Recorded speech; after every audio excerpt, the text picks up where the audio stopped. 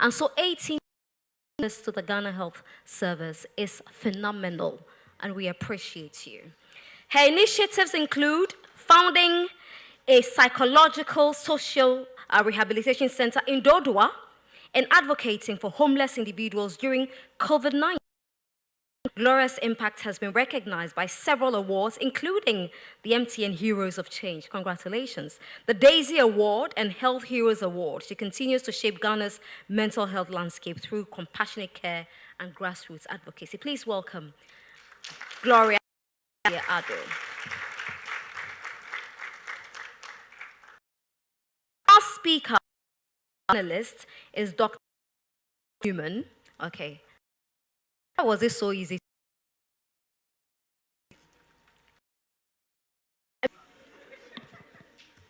Dr. Isaac is a senior and clinical psychologist of clinical experience. Cheers to you. He currently medical University of Professional Studies here and is the public relations Psychological Association. In addition to his clinical and administrative role, part-time University, Central University, busy man. Time. He's also active on several boards across tertiary institutions and NGOs and provides consultancy services to multiple health facilities and health insurance companies. And today, he's a prolific books to his name, always good to write, and most importantly, read the books, the author.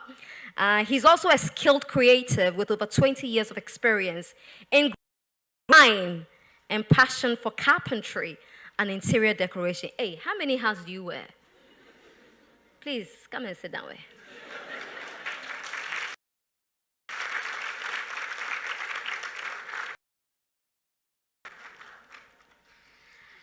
And so here we are with our panel. To remind you is Dr. Eyram Awusanya Sosu. I got it right, yes.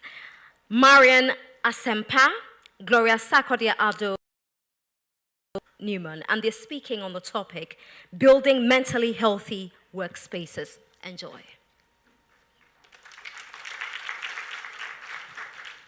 Hello, everyone. Good morning. Nice to be here. Thank you so much, Jahara and the Premier Rehabilitation Center for this opportunity. Putting together this program, you know, it's not one that we come by often, so we are really appreciative of the efforts. Thank you very much. And I would like to say thank you to my panelists. I mean, I'm so interested in getting to speak with you and getting to delve a little more deeper into some of these issues that we are facing. Nice to see you. So before we start, I'd like everybody to tell me something funny about yourself that wasn't in all of this. You know, all of this makes you seem so far-reaching and so difficult, but something that reminds us that, yeah, you're humans. I mean, we are all together in this. So just, please start. Yes, please. Yes. The microphone is on now. Yes. I don't know. Anything. Oh, I'm afraid of birds. That's fine. So I don't like ostriches. I don't like peacocks. I don't think they are pretty because I'm scared of them, and I think they'll remove my eyes. Okay. Okay, so I'm a great dancer. And I can dance azonto amazing. very well. Amazing. And then shuperu. Amazing. Yes. I can do azonto and shuperu. Ryan.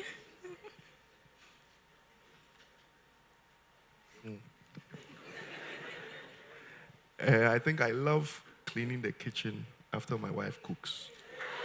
Wow. So that I can do some mopping up of the chicken. Excellent, excellent. That's amazing. Thank you so much, Marian, Gloria, and then Dr. Newman. It is an honor to sit before you here today to have this discussion. Let's go into the topic. I mean, we had such a lovely documentary that even talked about maternal mental health, and something that stuck with me was the fact that these mothers have to leave their children so early, and grappling with all the challenges that they are going through. So it's something that we will definitely go into it. Even when we talk mentally healthy,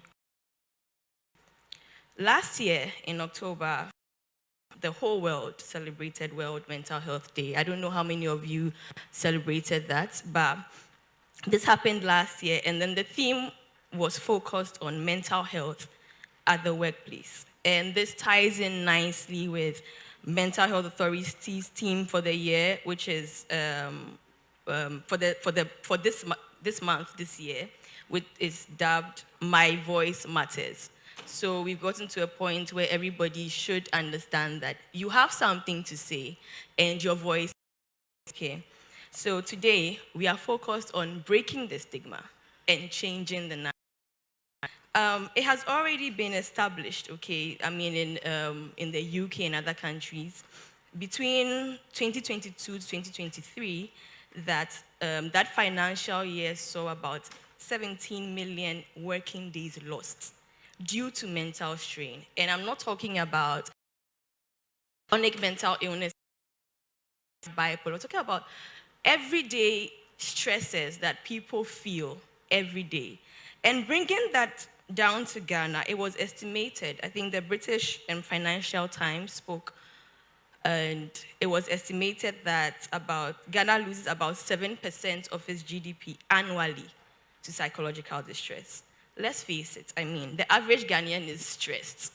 The average Ghanaian is even more stressed. Dealing with issues with traffic, issues with pay. I hope our employers are here, and people having to work 2-3 jobs and balance that with family life. It's stressful.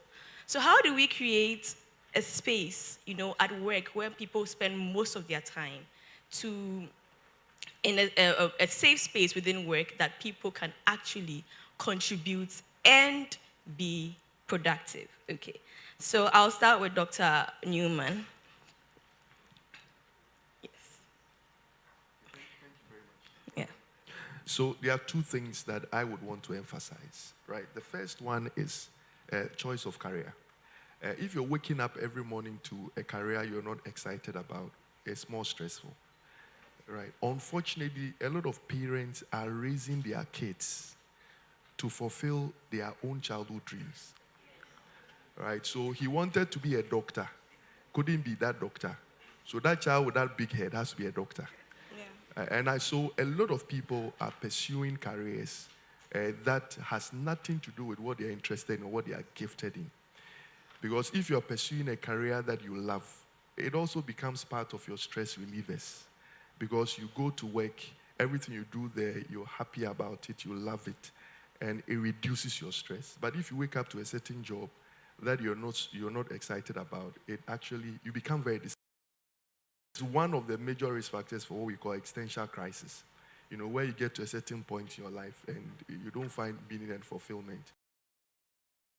So that is the first thing. And unfortunately, work environments do not assess people's life goals and purposes and put them in areas that they have the capacity for, right? So a lot of workspaces are employing people and putting them in certain positions that they don't have the capacity for. And it's even very, very serious with the universities, right? Universities can any department with no regard for what you are capable of doing. So you may spend about 60 years in an environment that you are not excited about. And at some point in your life, fulfilling purpose becomes more important. And that's where people look back and they regret wherever they are. So that is what I've identified. Personally, I realized that going to theater was not my thing. So I would always want to find an excuse not to be in theater. Right? So even in medical profession, I realized that mental health is my thing. So it's easier. Every time you go to work, you're excited about it. So I think it starts from there. right? Because whatever you do, you have to work. There are some unavoidable stresses that you can't avoid. And if you're doing what you love doing, it helps. So what it means that as you grow older, you have to find yourself in an environment where it's not just out of convenience or money, but because you love doing what you're doing. It helps. Then the second thing I would also want to talk about is every institution must be guided by policy, regardless of whoever is in charge. And unfortunately, a lot of institutions have policies for many things, including healthcare. But missing in that policy is a policy for mental health care.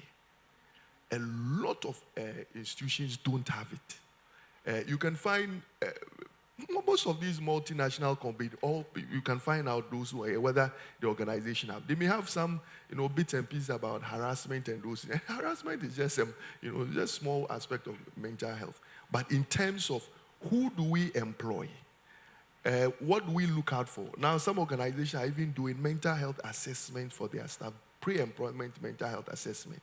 Now, all kinds of things are done in the year, health screening, but no mental health screening, right? And again, too, when someone says go to HR and says, I'm depressed, I need 3 days off, you are a joke, it won't happen.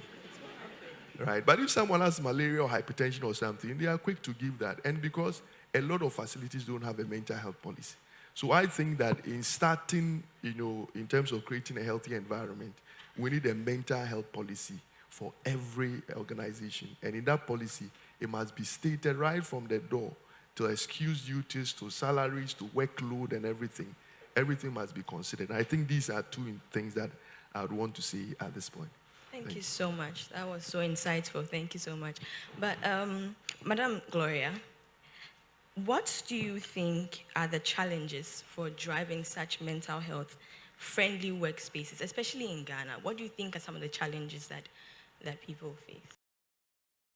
So much. So first of all, it's about understanding of mental health itself.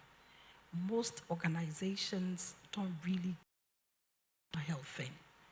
Therefore, normalizing conversations around mental health in the workplace, it's even a challenge, let alone to come out with anything to deal with.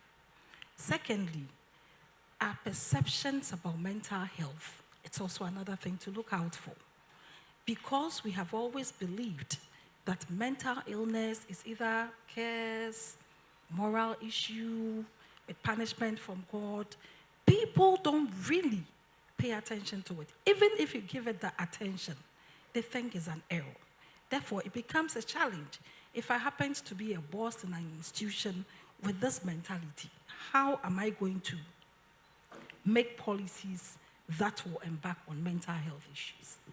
It's an error. And I feel that it's high time we normalize some of these conversations, just as we are doing. Another challenge, too, has to do with structural differences.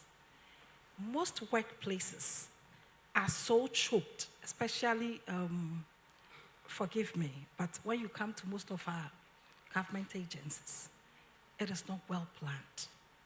And it becomes a challenge for the mental health person.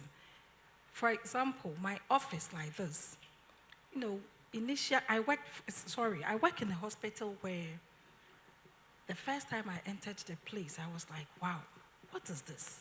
I'm going to take care of people who are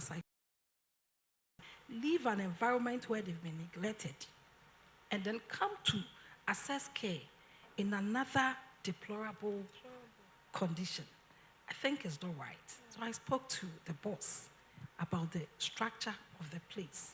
Thankfully, he listened to me, he understood it, and he was able to put certain things in place that at least made the place a bit comfortable.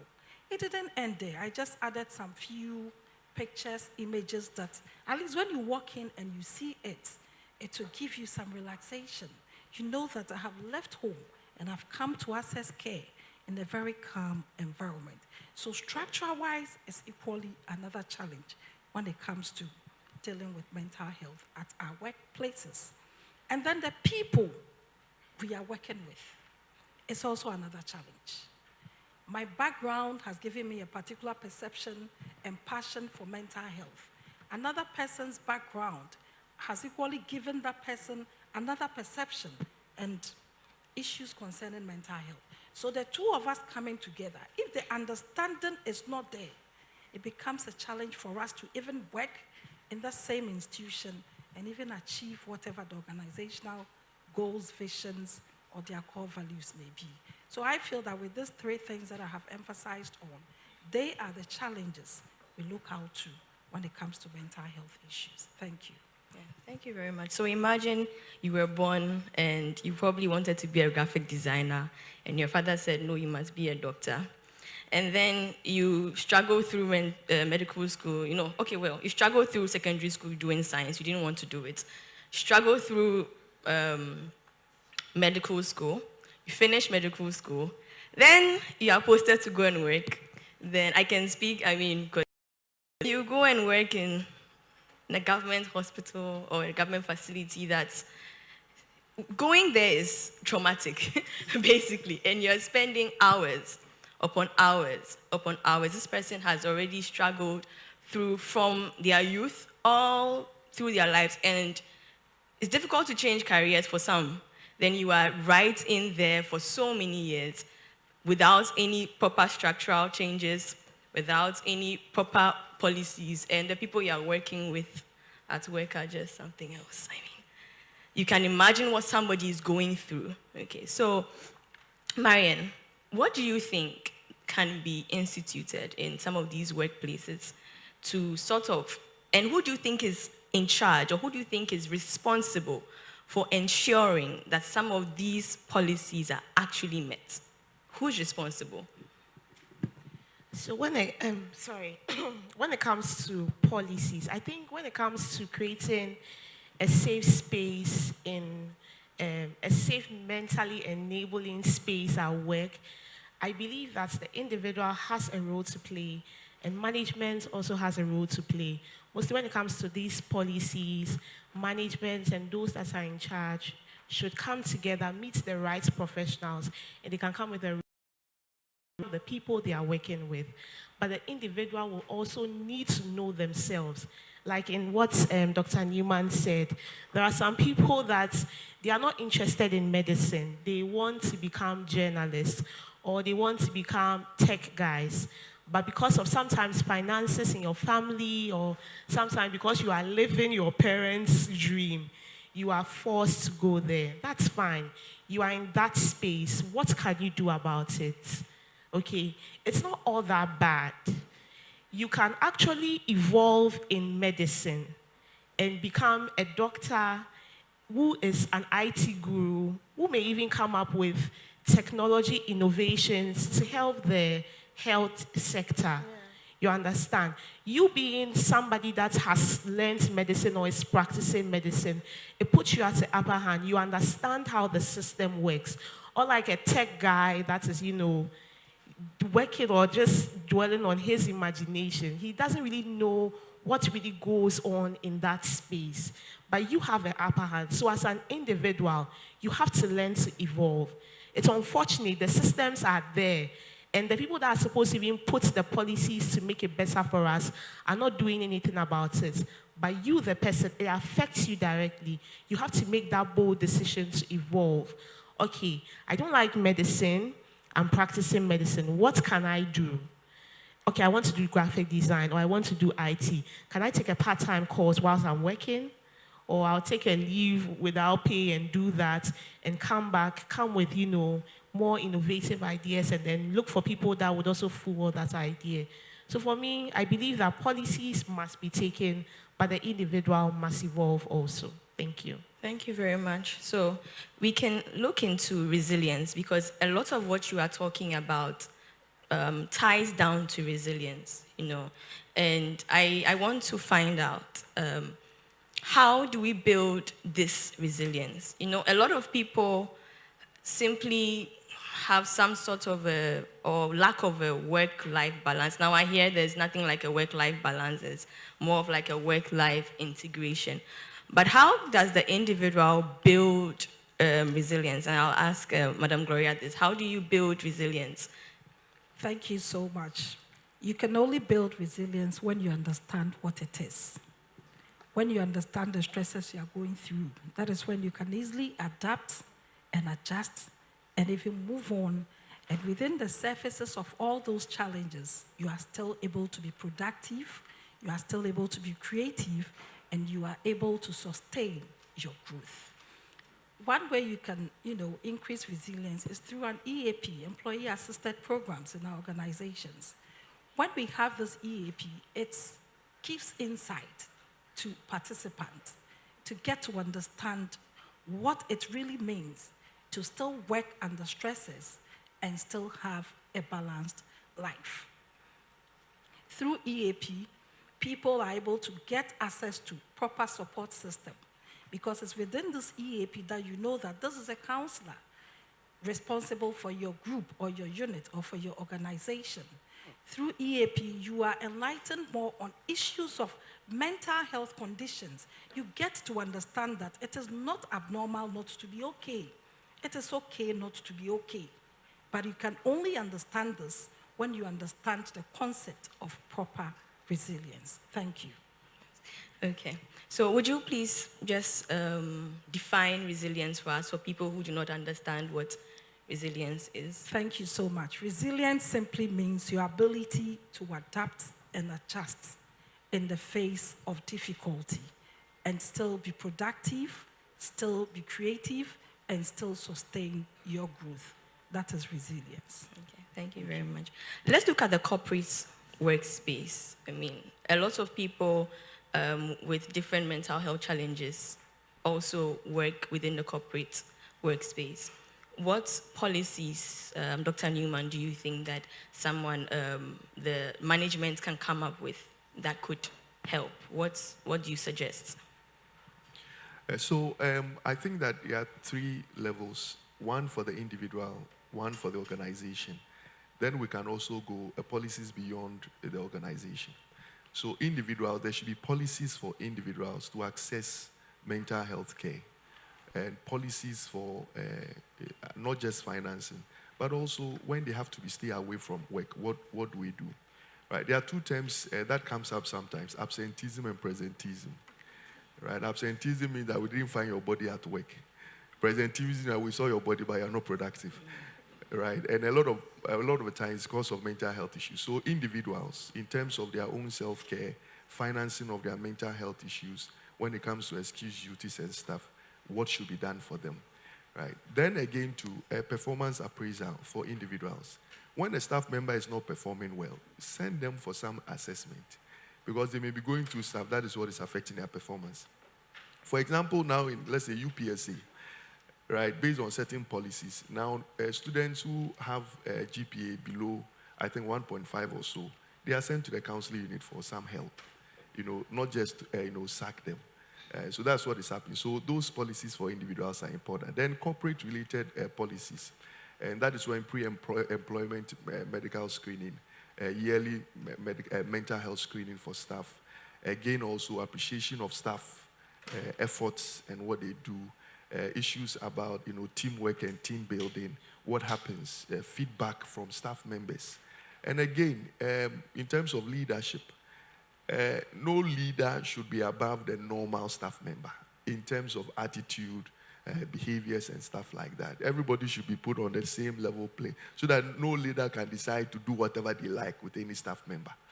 Some staff members are going through problems, but they can't report.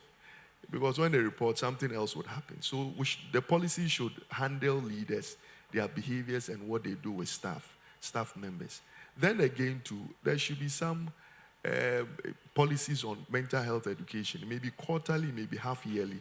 Then we can mental health, debts and those things. I think those things are things that can help. Then finally, let me add, once in a while, they should take members out, staff members out. Yeah, that's my favorite. Go out.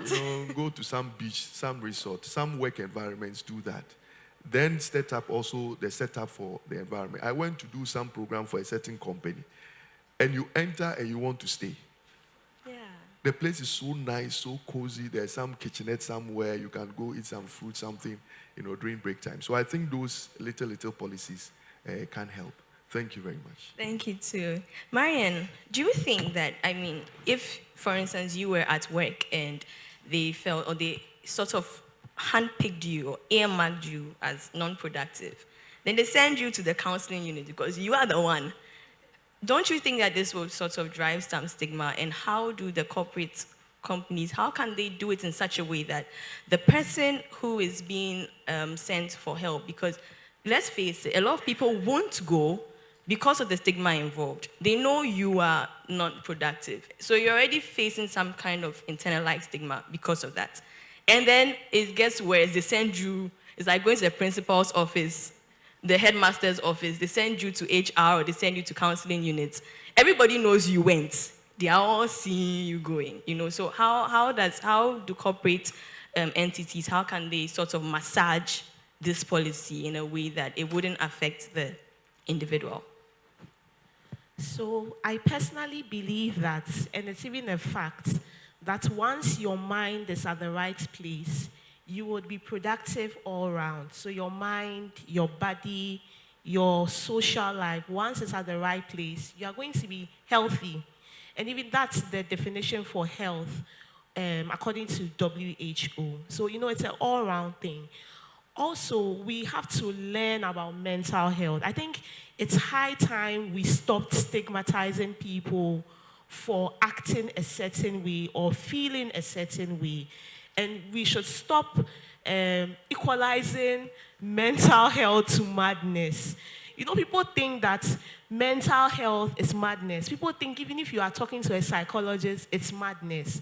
That is not the case. We all need a psychologist at certain points in our lives to help us to navigate and be better people. Also, I think what the institutions can also do is, you don't need to broadcast some of these things. They are private. You don't need to tell everyone, hey, can you imagine, Kofi? Hey, that boy is acting weird. We are taking him to the psychologist tomorrow. It's not necessary. You know, those small conversations that we are always having and those little gossips, they are not necessary. It can be a conversation between HR and the person, where the person will be sent to go and see maybe a psychologist outside the institution, where the person will have some, you know, therapy about it. The good news is that I work with a company that offers psychological services to people online. So you don't need to see the psychologist. No one needs to hear about it. So if they foster things like that, I believe that more people will be open to going to speak to the psychologist. And to the individual, you need it. We all need psychological help at some point in our lives. And don't let what people say rob you of getting the benefits of having psychological help. So if you are not being productive, you know it when you are not feeling okay. Your heart is not at peace, your mind is not at peace, you are not able to concentrate. You know yourself, you know what you can do, you are not getting the best out of yourself. If you know you are at that point, speak up for help. And if help is being offered to you, don't say, oh, people will laugh at me, people will think I'm mad. Nah. Don't think about that. Just think about the fact that you're going to get better and you're going to be more productive for the company and for yourself. I also believe that everyone should go to the counselor. Everyone in the office should go and see the psychologist. Just be people who are non-performing, who are maybe performing so well. Everybody should go. If everyone goes, no one knows what is discussed in the room, and I mean, that even ends the discussion. So thank you very, very much. Last question before you wrap up. When we talk about maternal mental health, especially women in workspaces, corporate workspaces, I'm going to give this to you, Madam Gloria. What do you suggest? What do you suggest? What policies can help these women? I mean, I think even beyond maternity leave, what policies can help mothers in workspaces in about 3 minutes or less? All right, so thank you so much. With the issue of policies, I think our support system within organization should be major when it comes to leadership and the individual. When you, after your delivery, you should be allowed to go through your normal maternity leave. Aside that, if there are special issues, you shouldn't be punished, or your salary shouldn't be reduced because you have to be home for extra months. This should be one policy that should be clear and formal, so that everybody everybody in her reproductive stages will know that if it should happen to me, I have the support to go through peacefully. And then to you, the individual, sometimes because of confidentiality issues, people don't open up at that particular stage of their lives. So I'll plead that our professionals, which we always ensure people of that confidentiality, our very leaders should also learn to be confidential about certain information concerning our mothers who may happen to have challenges during delivery. Thank you. Thank you very much. Thank you very much for all of this. It's been a lovely discussion with all of you. You want to? Oh, sure. So in terms of the corporate space, I think that the institutions must create a returning back friendly environment, because sometimes the workload they put on some of these women are overwhelming. Sometimes they are even not sleeping as much as even 4 hours. They are lucky to get 4 hours throughout the night. Yes, I mean, no one sent them to have a baby, but they have to create life. Do you understand? It's also part of their existence and their life. So we should be easy on them. Like Madame said, you don't need to be too hard on them.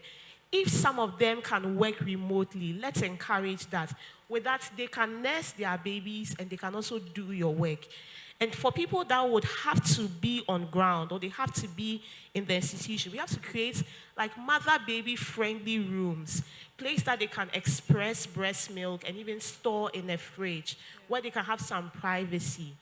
You understand? When you do things like that, when they come to work, they feel comfortable.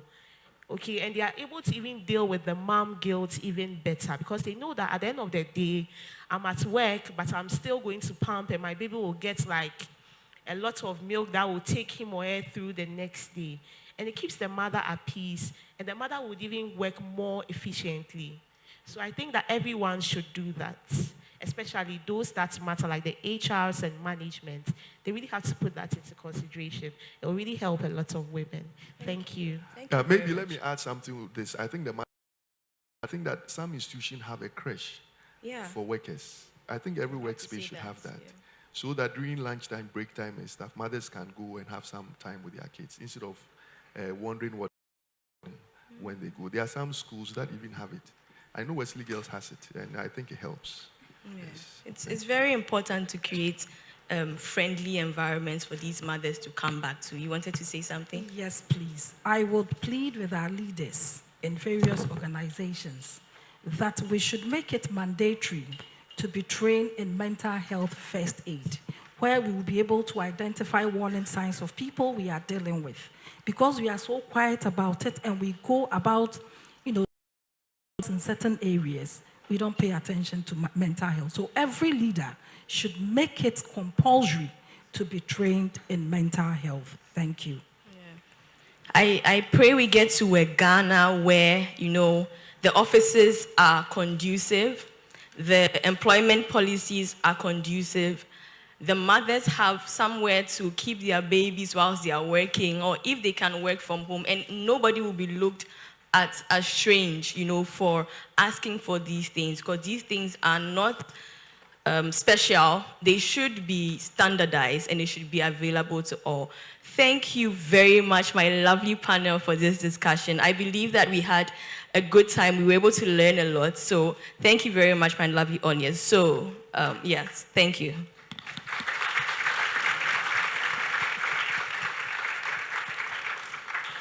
And just before we let them get off the podium, we would make room for some few questions.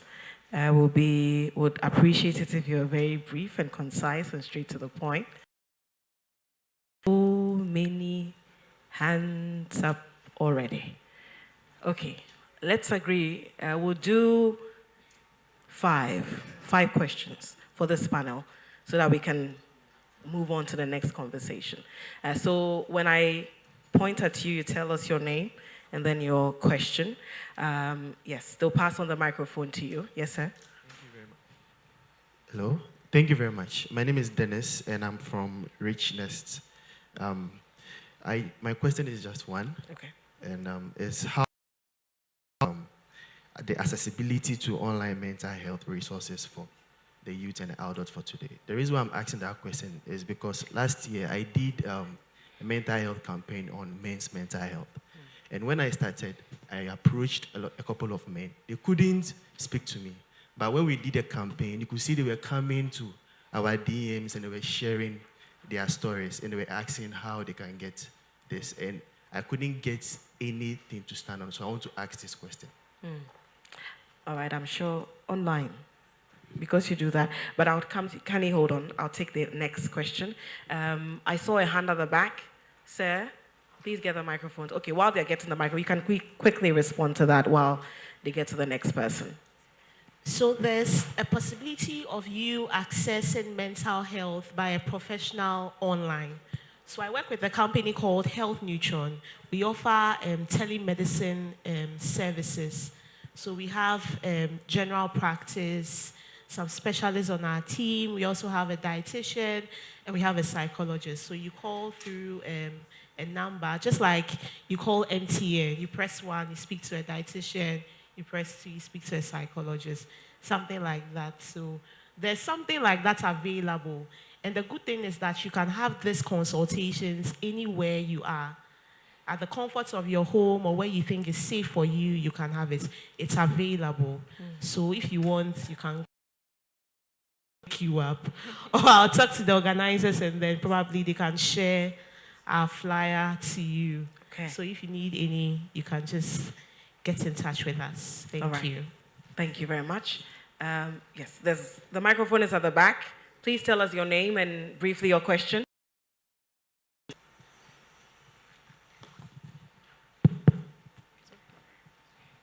Good morning. My name is Dr. Kwesi. First of all, let me commend the panel for such an insightful discussion. Now, a lot has been said about the stigma and then the stresses associated with mental health. But looking at the title itself, MHF 2025, my perspective and suggestion for future deliberations is to look at it from mental health and wellness perspective. Because a lot has been said about the wellness, but it does not stand out clearly as the subject for discussion. Because oftentimes people see it mental health, and that's where the stigma comes in strongly. But if we associate the wellness aspect in our discussions as the leading or the driver, I think it will do very well for all of us. The second point is that I think we need to bring out a clear distinction between mental health and wellness and mental health disorders and illness. That distinction, we need to drum it home. Because as we are sitting here now, we are all displaying varying degrees of mental health and wellness. Thank you. Thank you very much for that contribution. Madam, you have a question?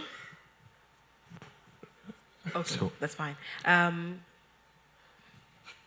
Okay, we've done two. Okay, yes, sir. Your name, please? My name is Caleb Kofi, and I'm a mental health advocate, president of the Service Excellence Foundation. I want to also thank our panelists for a very great insight they've shared. My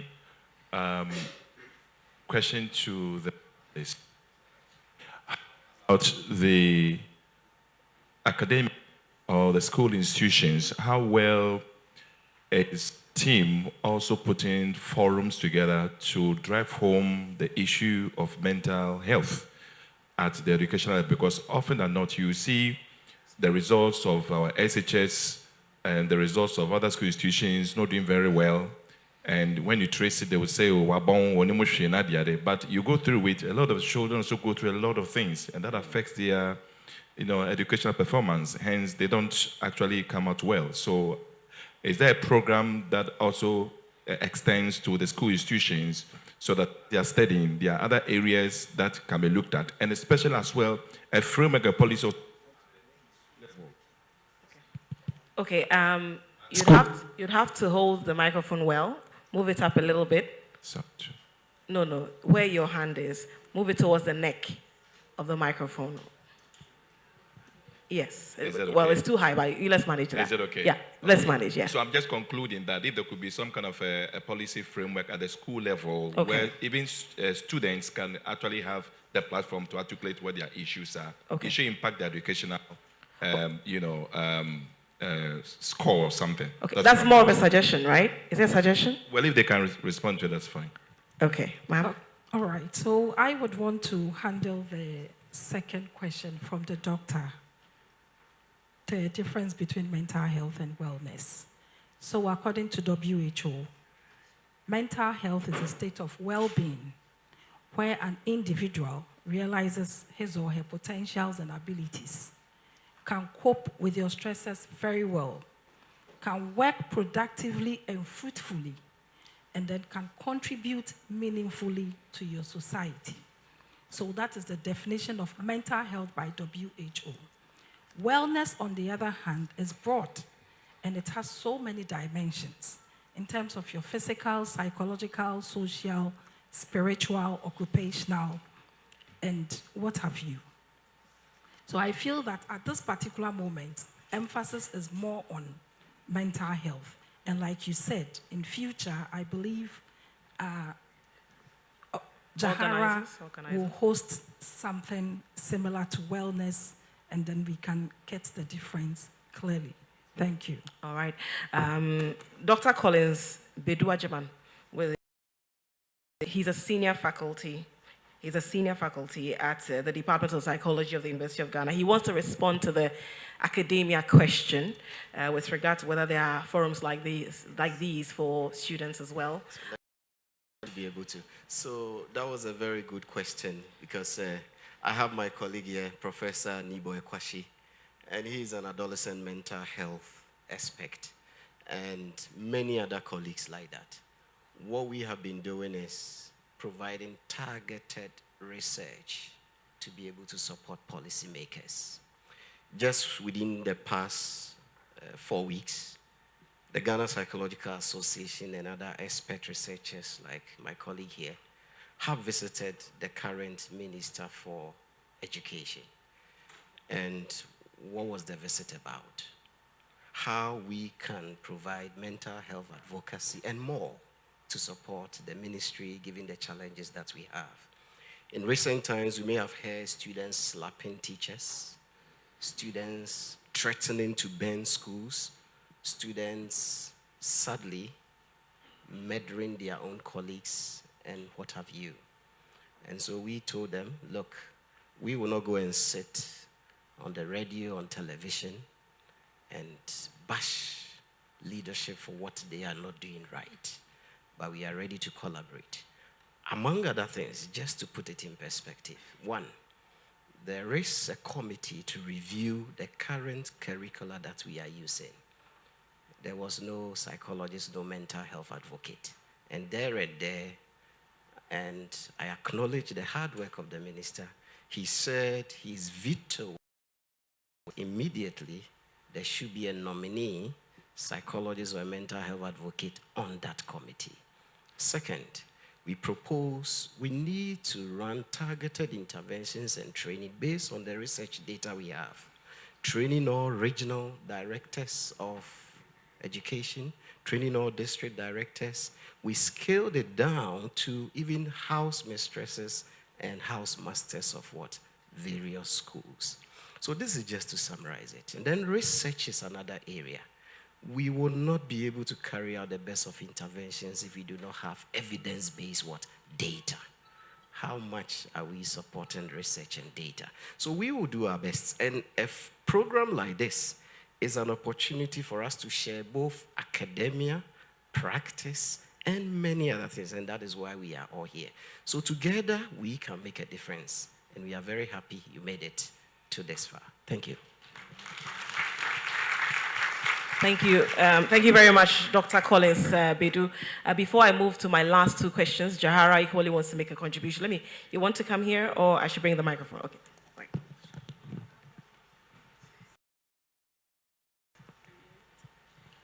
Hello. I just wanted to answer some few questions that was asked on the panelists. The first one would be the online therapy section that you talked about. Currently offering that, and we've had a lot of people reach out to us through TikTok, Instagram, and calling our phone. We actually offer in therapy at Premier Aesthetic Clinic.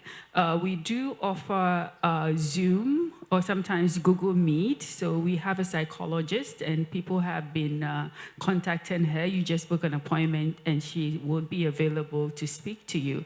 We are working on building a bigger network system where we can be able to assist more people. So if you're in a crowd now and that is your talent or something, we're looking for partners. This is why we put the whole program together. So if you're good with IT, you're in some school or something, you can come together with us.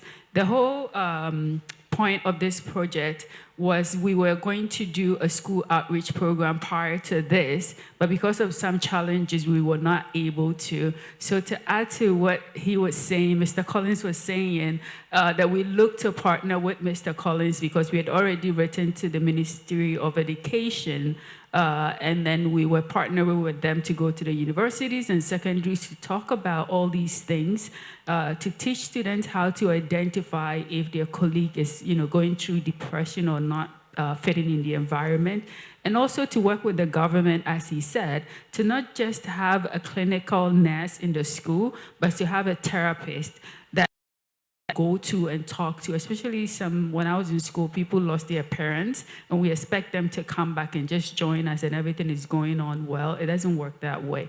So I just wanted to answer those two questions and also offer that opportunity to everyone to reach our phone number, TikTok, Instagram, or wherever. If you need assistance immediately, we would be able to help you. Yeah.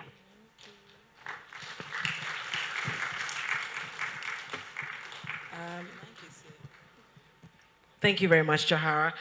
So I did say we'll do 5 questions, but the contributions and the questions, I think there are almost 5 now. I'll pick my last question, and then, Madam, I'll pick your question, and then the panel members, after answering, can take leave of us. Let me pass. Okay, you have microphone now. Thank you very much. Thank you very much. My name is Ikua. I want to say thank you. You're doing very great. This is I hope it goes on and on. Mine is a suggestion.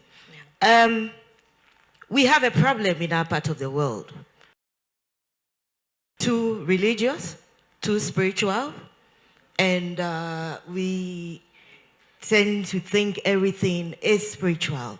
So it's just a suggestion that as we go on, if we can expand this and involve other stakeholders, especially our churches. Because it seems, especially the new crop of churches coming up, if you have a mental issue, it's a spiritual problem, and all you need to do is, it's the demon that must be exorcised. People are going through mental issues, and all we think about is, you have a demon and it must be exorcised, and that's the way we're going. So my suggestion is, as we go forward, when you have your program, which I hope to attend next year, please let's invite other stakeholders, faith-based community, the churches, all religious faith, and especially because we are discussing the corporate world as well, I think it would be a good idea to bring HR as well, because they are the ones who must ensure that all plays within our work environment. Thank you very much, Jahara. I love you so much for doing this. Thanks for the invite. Thank you. Thank you, everyone. I'm sure there'll be other opportunities. There'll be other opportunities to ask more questions, but we'll have to give another round of applause to our panel members. As they take leave of us, we're going to have the next conversation. Thank you all so much for the insightful conversation we just had. And on the note of the contribution there about, the need to invite members of the faith-based organizations to this issue, I think it gradually going to have. We're going to be talking about stigma, and I'll be moderating that. Let's invite our various panel members who will be on that team. Dr. Epiphania Bonzi, right? Did I get it right? Dr. Epiphania MF Bonzi is a licensed counseling psychologist and the CEO of Counseling Skills Development Institute. With 46 years of experience, she has served in academic, professional, and religious settings. Ghana, Nigeria, and the United States. Now, she is a former National Guidance Coordinator at the Ghana Education Service and ex-director of the University of Ghana Counseling. Dr. Bonzi specializes in multicultural counseling, marriage and family therapy, and lay counseling training. I'll ask her what that means when she joins us. Now, she is a respected educator, practicing Christian and active leader in the Global Evangelical Church. So I think we have a rep of the faith-based organizations here already, right? Her work has empowered countless individuals and communities through faith-based and psychological support. You see, she marries the two. A round of applause for Dr. Epiphania Bonzi.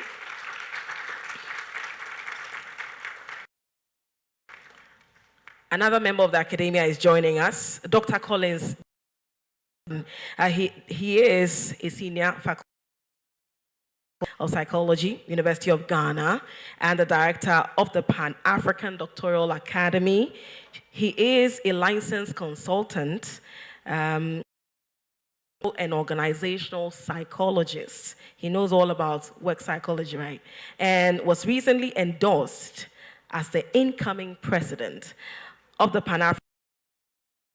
He's a big man, right? With a distinguished career that spans academia, corporate wellness, and leadership interventions in Ghana and across Africa, including roles with Ghana's COVID-19 response and National Science and Maths quiz.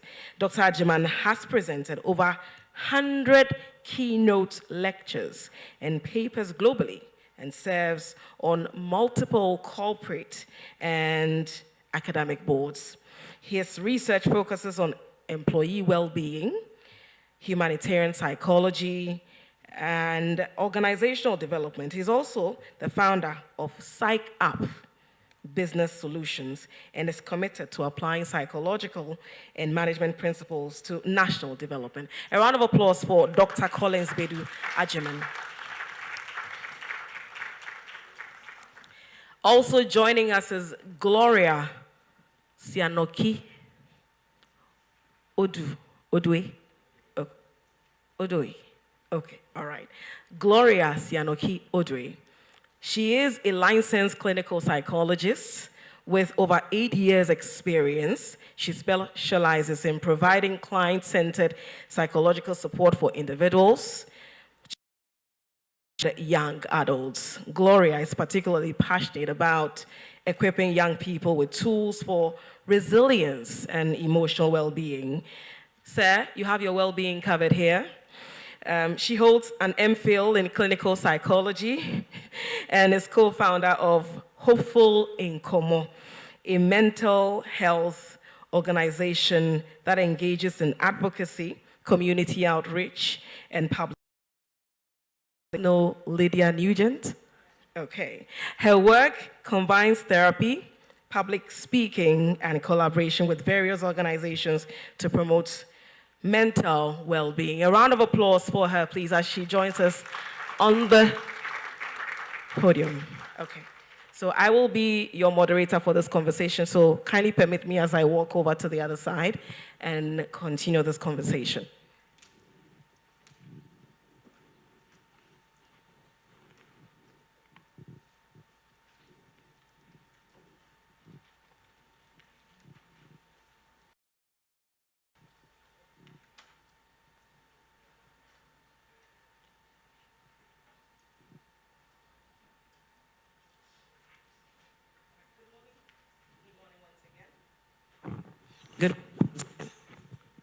Good morning once again. Good morning. Good morning once again. Good morning. What's up? You have a beef with me or something? All right. Another round of applause for members of our panel. So, Sianoki, Dr. Collins, and then Dr. Bonzi, right? I'm trying to recall your names offhand. First of all, we're talking about stigma, and that's one of the major issues when we talk about mental health. People would point fingers at individuals, call them crazy, and all sorts.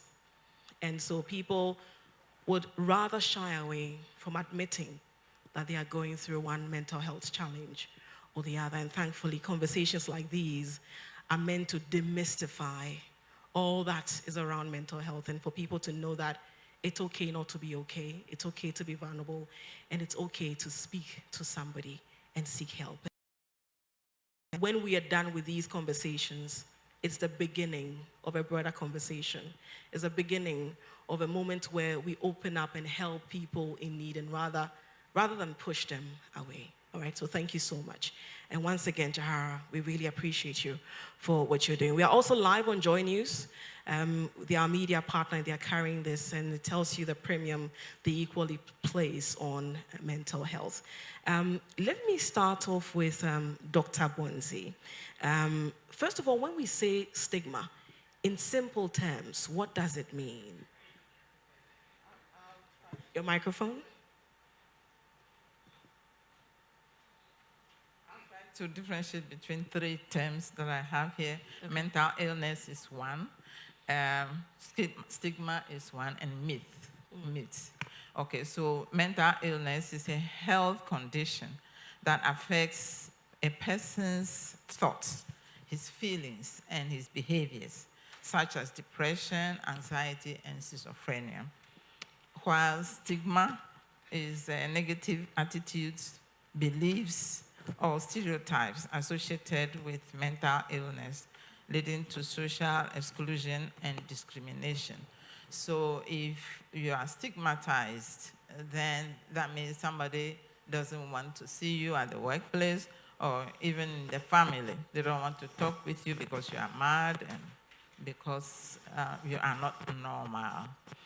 Okay, then myths, misconceptions or false beliefs about mental health or mental illness, often perpetuating stigma and hindering understanding. So myths are what we see a lot about. People think that once you have anxiety, then you should go to the psychiatric hospital.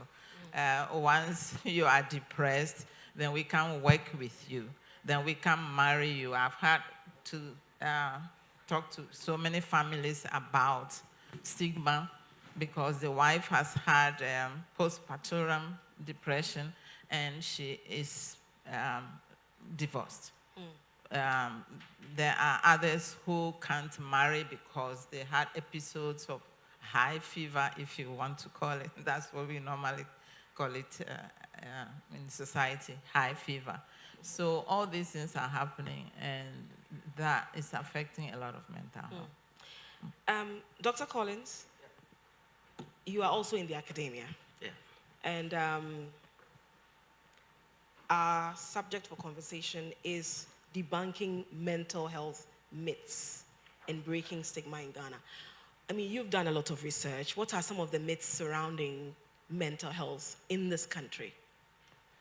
Many of them. And it's good the mother of counseling psychology in Ghana has given us the perspective looking at the three key areas. And let me put on record, discussions of stigma and myths, we need to look at it from the Ghanaian context, first of all. It could be socially constructed. It could be culturally constructed. It could be religiously constructed. So in talking about these myths or stigma, let's put our mind on these three areas. So if we are talking about cultural construction, what is culture? This is a definition all of us know. A way of what? So right from babyhood, how we are oriented, gradually nurtured, our experiences, the exposure and all that, that builds in us a culture, a way of thinking, a way of looking at things. And we are saying that these myths and stigmas may be culturally what? Constructed. What your mom did say, what her mom did say to her, what you may have been told by another relevant other, gradually be consolidate the definition we just heard. Now, if you look at the other side, religious construction, it was very clear how possibly some unstructured religious bodies, one man kind of, or one woman kind of, or few others come together, and perhaps the reasons, the wrong reasons they ascribe to possibly self-inflicted challenges people may be having, also consolidate these stigmas or myths that we do have. And the third one is social. All of us are involved. At the workplace, at church, wherever we find ourselves.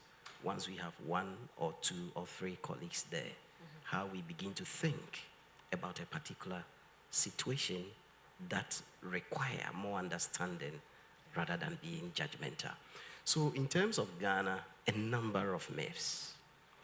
When someone begins to have a mental health breakdown, the witches are after him or her. Please, is that not what we hear? Yeah. Some will even say, hey, abusia penya kana. And so quickly, we try to ascribe possible reasons. And this is where, sadly, from a religious angle, the religious construction and deepening of these myths and stigmas, many of them are very quick to ascribe. I saw it in the dream. And then on and on and on, it continues. And I must say, believe it or not, when people need help, they need to find solace. Sometimes these religious colleagues are ready to give the ear. They will listen, and people feel comfortable talking to them. So they begin to also feel comfortable hearing those things that may not be the truth. And that is how they begin to consolidate these wrong inclinations and assignment of what may be wrong with them.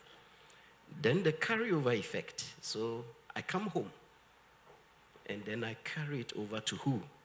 Those people whose names may have been mentioned, and on and on and on, it continues.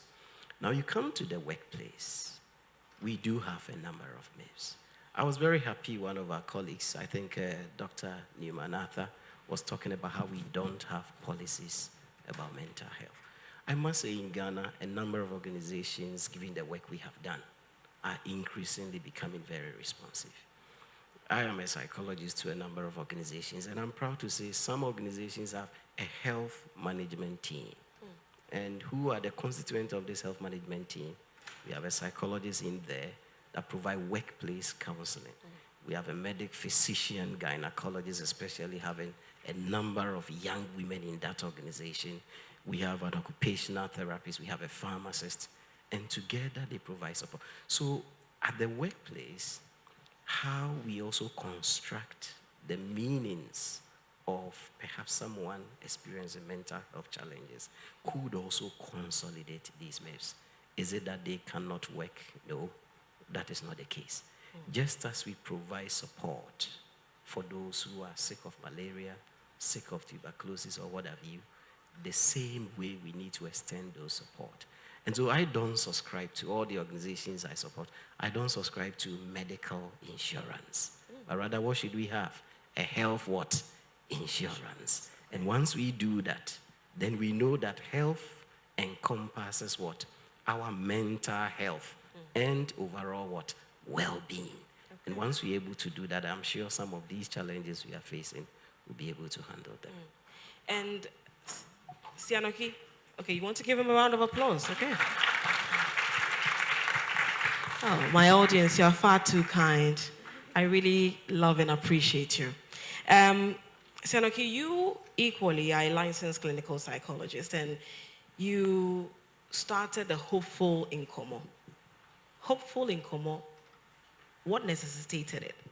Because we've talked about people going to see therapists and how people generally find it difficult to open up to people. What triggered you to set this up, to co-found this? Thank you very much. That's such a good question. And my name is Sianoki. Sianoki. Yes. Okay, so it's all in line with destigmatizing mental health and mental illness. Mental health is not mental illness.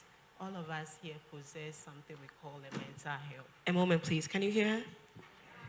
Can you hear her? Okay. Can you hear her? You can, okay. All of us possess a mental health, just like the way we have a physical health. It is, you can only get malaria, you can only get diarrhea, you can only get headache because you have a physical health. That is the same way you can have some depression or anxiety issues because you possess a mental health. So we all have it, and we don't live in isolation. We interact with other people. In our interaction with others, we can get angry, we can get upset, we have feelings of jealousy. Not just with other people, but our environment as well. Issues like flood, issues like natural disasters like earthquake can leave people in a state of, they can get conditions like PTSD, post-traumatic stress disorder, and others. So mental health is different from mental illness. And this was what motivated a colleague of mine, she's Ruth, a counselor who is currently based in Canada. When she came to Ghana, she saw that, we didn't have a lot of education in the social media space. So we decided to come together to create awareness, to make people understand that it's okay not to be okay, to demystify mental health. So we brought the name Hopeful, like hopeful, and in Nkomo is conversation. Conversation so entry. having a hopeful conversation so that people are relaxed, people are able to, approach us. And a lot of people reached out to us. In fact, that was my next question that I was going to ask that. Has it been easier for people to open up to you because of this network that you put together? Absolutely, because we started creating a lot of content, creating a lot of awareness on social media, and then we had people reaching out. So, again, because of the stigma, people are reluctant to walk into mental health institutions. We only have 3 major mental health institutions in the country: Ankafol, Accra Psychiatry, and Pantine. And then when you refer people to go into the facilities, they are quite reluctant because of the stigma.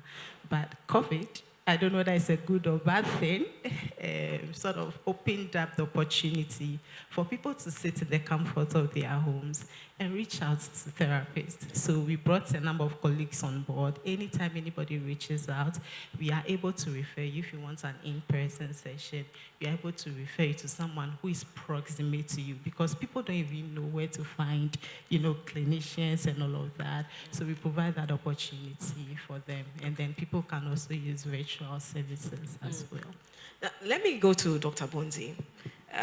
You have been in counseling for so many years, 46 years of experience. Ma'am, you have seen it all. Yes. I wasn't even born by then. And so if you look at how we approach mental health now and then, are we improving? What exactly? Where do we stand as a country? You've been doing this for 46 years, at a time where I'm sure many people did not really prioritize, psychological issues. Okay, I'll look at it from various points of view. One is education. There are many, many more people going into mental health subject courses in the universities. There is also the church. The church is also organizing people counseling. You were asking about that. where we train people. I have a school called Counseling Skills Development Institute, and I train lay counselors. Okay.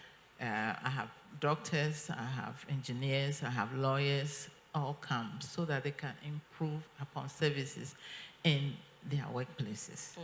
So that's what we do. A lot of them also come from the church, and they provide basic counseling needs.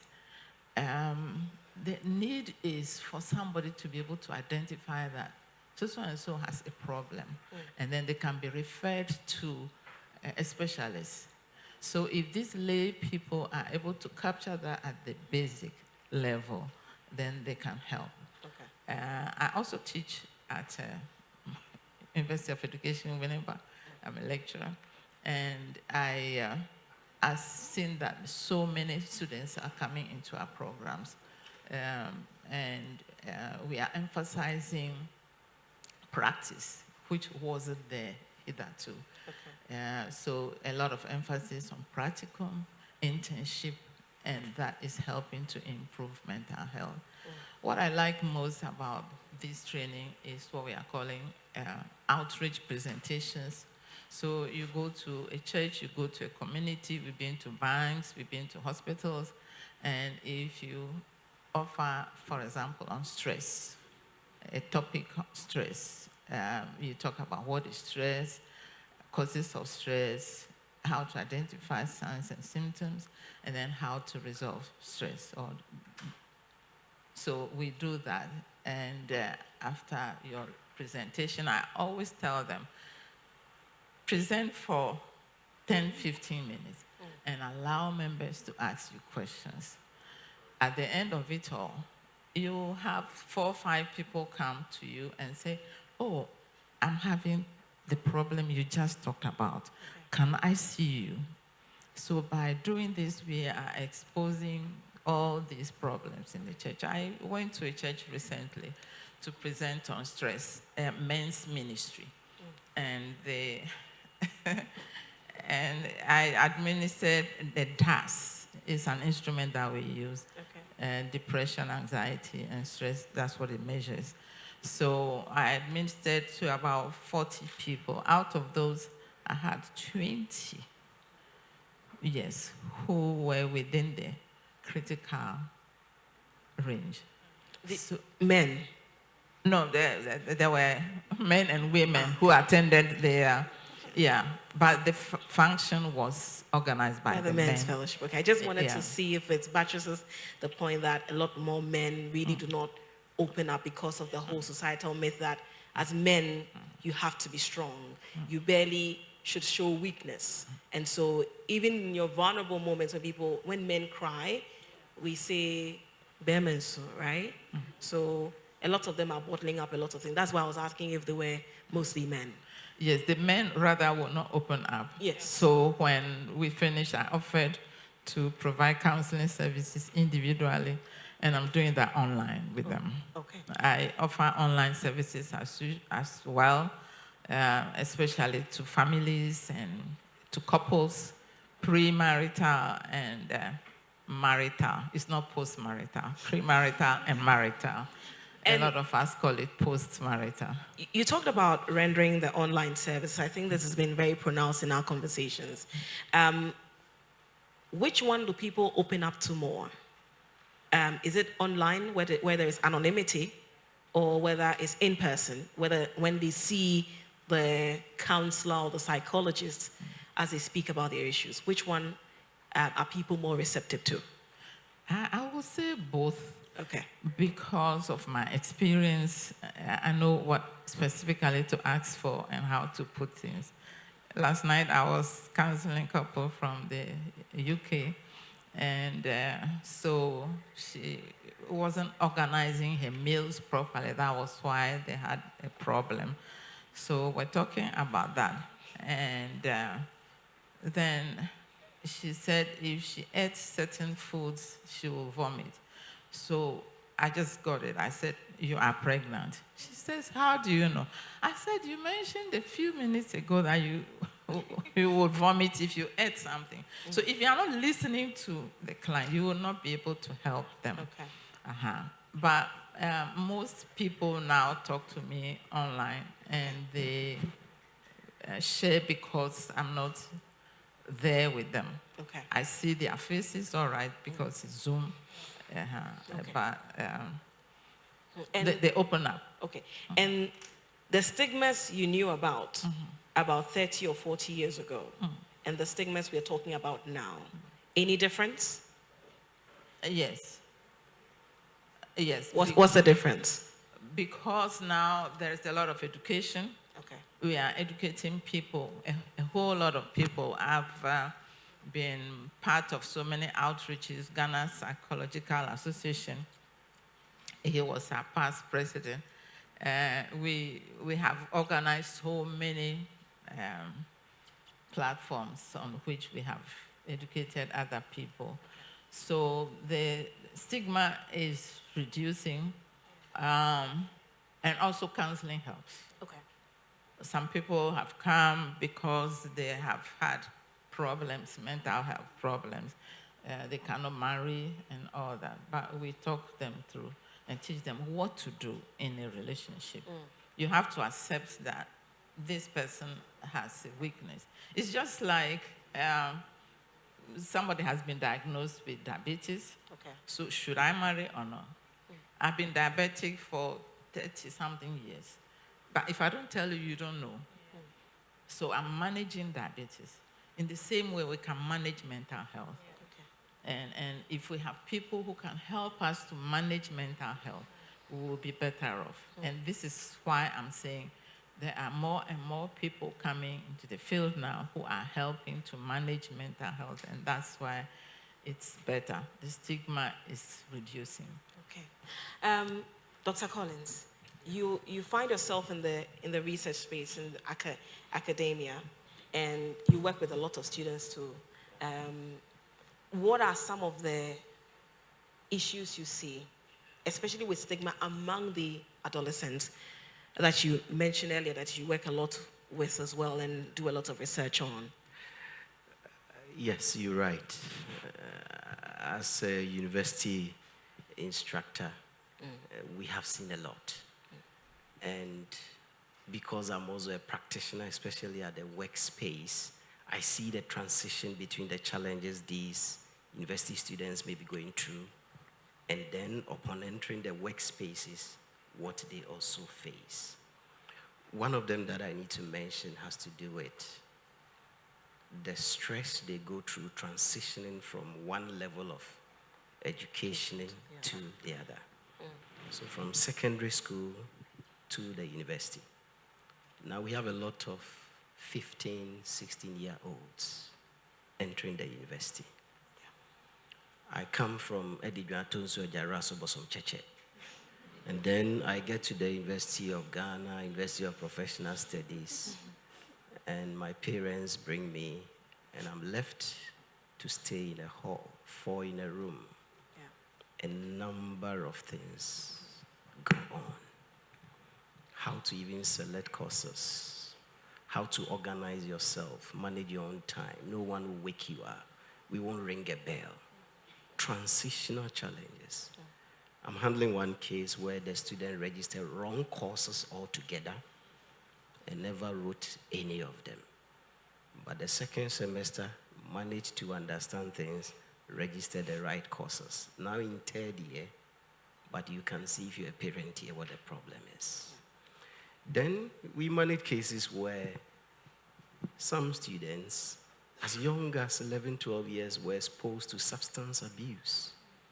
There is a similar case like that. 12? Yes. And it continues. So as you grow, then their experience and addictive component of it continue to also grow. It's sad to hear where they get them from. Even if they are not in Accra, they're able to quickly connect with the connection men when it comes to substance abuse and what have you. And that is another challenge that we do have. Yeah. Then I'm sure Prof. Kwashi will talk more on suicide. I will leave that one to him because he's one of the finest researchers when it comes to adolescent suicide research. in terms of feeling helpless, hopeless, is one of the biggest challenges. They are young. Any small challenge in life may appear, this is the end of my life. If I'm a parent, I want to understand this. Even for a parent to be invited to school and the child getting to know that because of what I did, my parents have been invited. If you don't manage that well, it can be a big problem. And that is another challenge that we are facing. Then relationship issues. Now, the Gen Zs are different. Those baby boomers who were born like mom from 1946 coming, they are different from you. And you continue from that particular generation X all the way millennial. The Gen Zs are different. They have their own lifestyle. They are exposed to many things. And they know more than we do because of access to the internet. And that also exposes them to a lot of challenges. Not to talk about behavioral addiction. So screen addiction and even betting. You know, betting is a whole trouble and trauma for me as a practitioner. But I wouldn't want to. But all I want to say is that it is one of the biggest challenges. Yeah. In fact, I was engaging as a counselor some time back, and she mentioned that one of the major issues they're dealing with at the moment is gambling. Yes. That people are going all sorts of extremes. That when you hear addiction, the last thing that comes to your mind is gambling, but that is one of the leading challenges. One of the biggest woes we are likely to face in the foreseeable future as a country. We are losing our youth to quick options to live. Yeah. And certainly this has a lot of implications for us. And soon, if we don't take bold steps and organize programs such as our sister has done, we will have an emergency situation that's not of economic but mental health. Having said all these things, they transition to the workplace with all these challenges. So moving from school to the workspace, now another adjustment is also needed. Now, no one will tell you need to be at the workplace very early. You may not be fully onboarded. Gone are the days we did orientation. Now, what is working to support the well-being of workers is to ensure you have a proper onboarding strategy. It goes beyond 1 day, 1 week, sitting down and talking. No, a lot is involved to help the Gen Zs. Gen Zs now want flexibility. COVID taught us how we can do things. They want flexibility. Look at traffic. If you live in Oibi and then you need to come to the Central Business District, how much time do we spend navigating just to get to the workplace? 2 hours. You need to wake up early. All those are going to affect your well-being. And Gen Zs are not used to that. All of a sudden, now they need to. So we have a mirage of problems. And for me, if we had a lot of time and we had to talk about mental health and where it starts from, it starts right 4 months when you are a fetus. That is where mental health challenges could begin from. Because by 4 months, a fetus has begun to hear. Okay. The fetus begin to hear the heartbeat of the mother. Then by 26 weeks of pregnancy, the fetus begin to hear the sound, the noise from outside the mother's what? Belly. What does this mean? If you worry the mother, and the mother's heartbeat continue to increase, pam, pam, pam, pam, the 4-month fetus has started what? Experiencing challenges already. Oh. And then by 26 weeks, the environment, screaming and shouting, gigging. The child has started. If the child comes to this earth, now what are we exposing them? We have already exposed the child. And this continues on and on. What are we doing? So you realize that right from the fetus, sometimes until we are old, now gerontology, we don't even understand how to care for our older adults.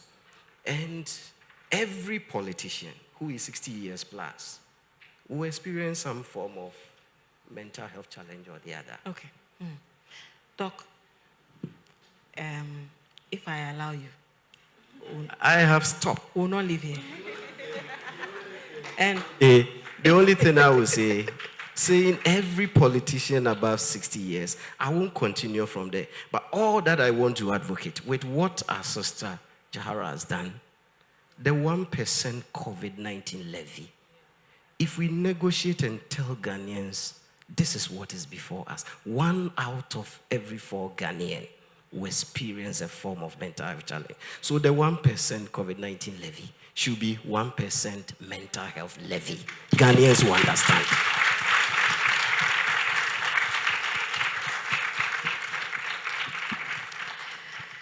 And Doc, I'll commend you that you were paying attention to my cues. When I said Doc, you stopped.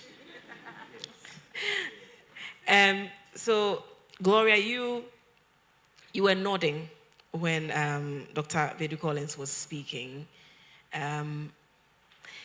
Why were you nodding? Is it because you could identify with it, or you have seen many of such instances?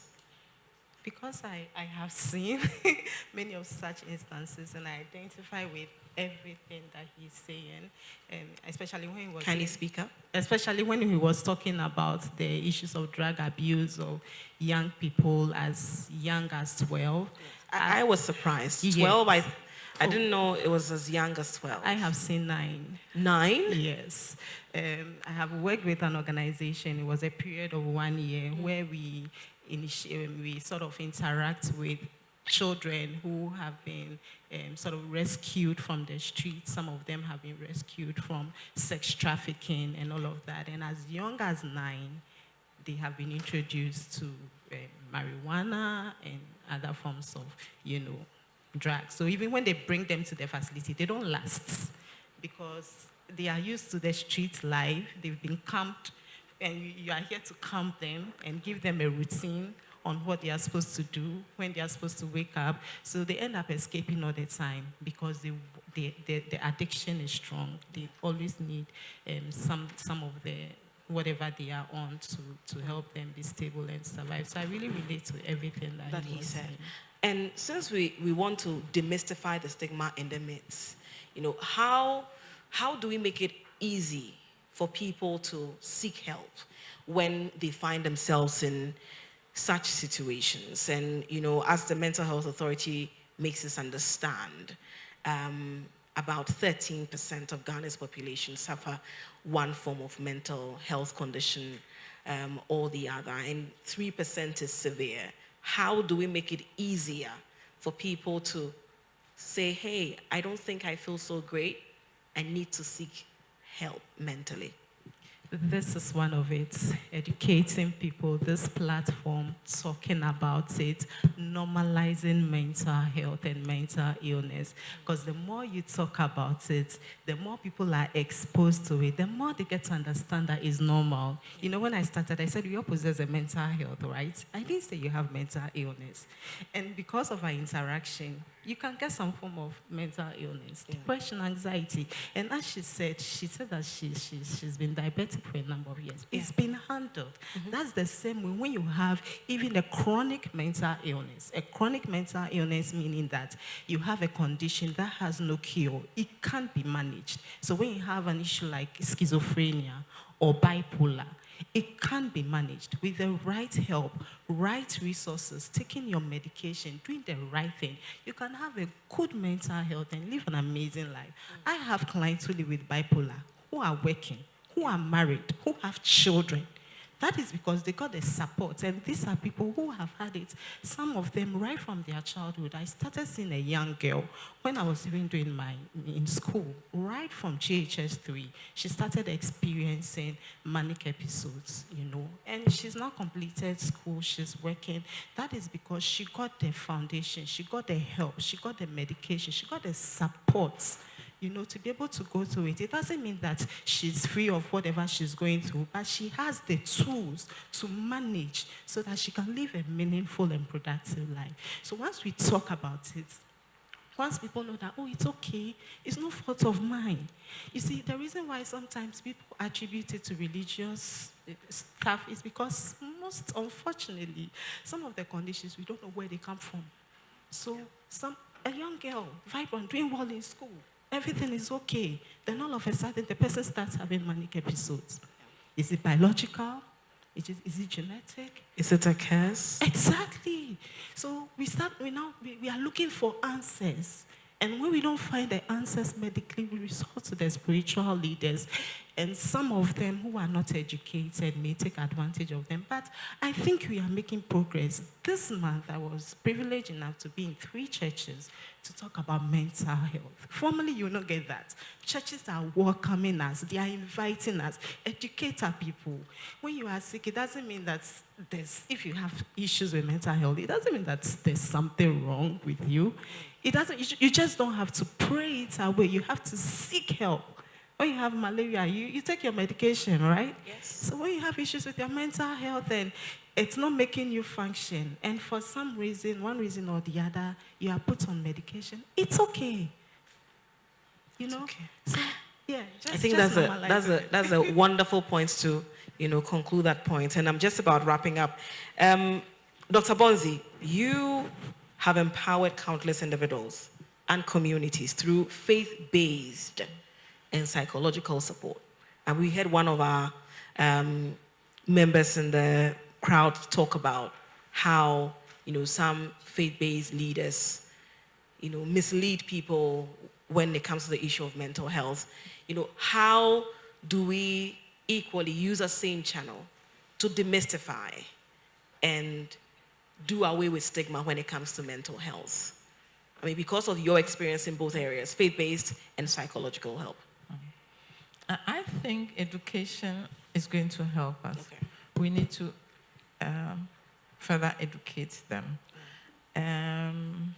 I've worked with Ghana Psychology Council for a while and also Ghana Psychological Association. And we are training churches. So, for example, Methodist Church, we organized training for them. Most of their pastors are trained as lay. Yeah. I do some for Seventh-day Adventists and many other churches. What about the one-man churches? One-man churches, yes. Or one-woman churches? One woman, yeah. Personally, just this month, because of the mental health month, I've been to quite a few churches around where I live. I've written to them and requested that I'll do training for them. I can come and do training there, or we can do it online. And they are responding. So we can train them and add the psychological aspect, which is lacking. Okay. Some of them just think that it's spiritual, but it's not everything that is spiritual. We need to start understanding that mental health is also beyond spiritual.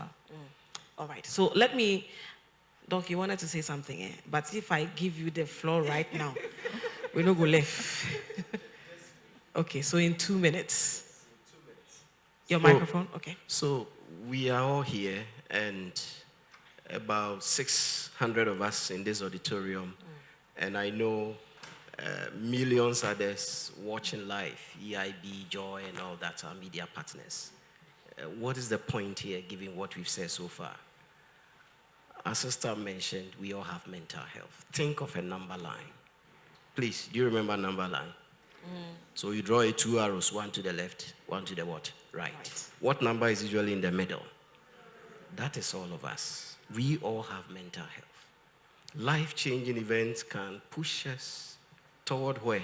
Left or what? Right.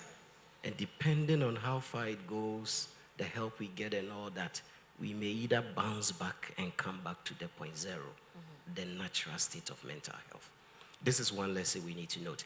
Then, just to summarize, the common beliefs, especially stigmas that we have, please remember mental illness is not a punishment, it's not a curse. That is another lesson we want to draw up. Then the next one I have penned down here, please, each one of us may need therapy or a wellness session, and that is normal.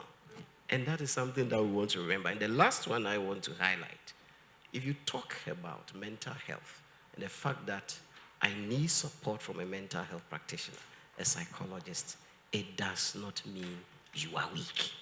And overall, institutional stigma is coming down. Professor Fu is here, Kwashi is here. We push. We went to parliament, agitated for suicidal attempt to be expunged from the law. And that is how institutional stigma is coming down. If you look at cultural stigma, we are all talking about it. Start with us as an individual. Each one of us, 600 is in this auditorium and more, those online.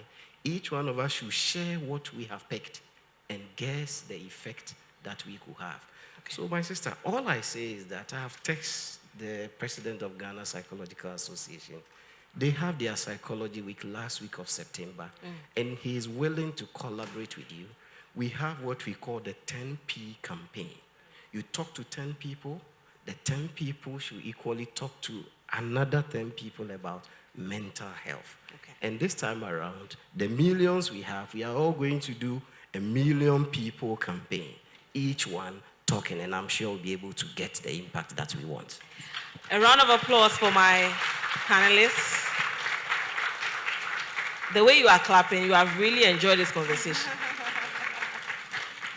All right, I'll make room for 3 questions. Hey, Madam in yellow, have some patience for me. It's a carryover. All right, so 3 questions. Madam in yellow, lady in gray.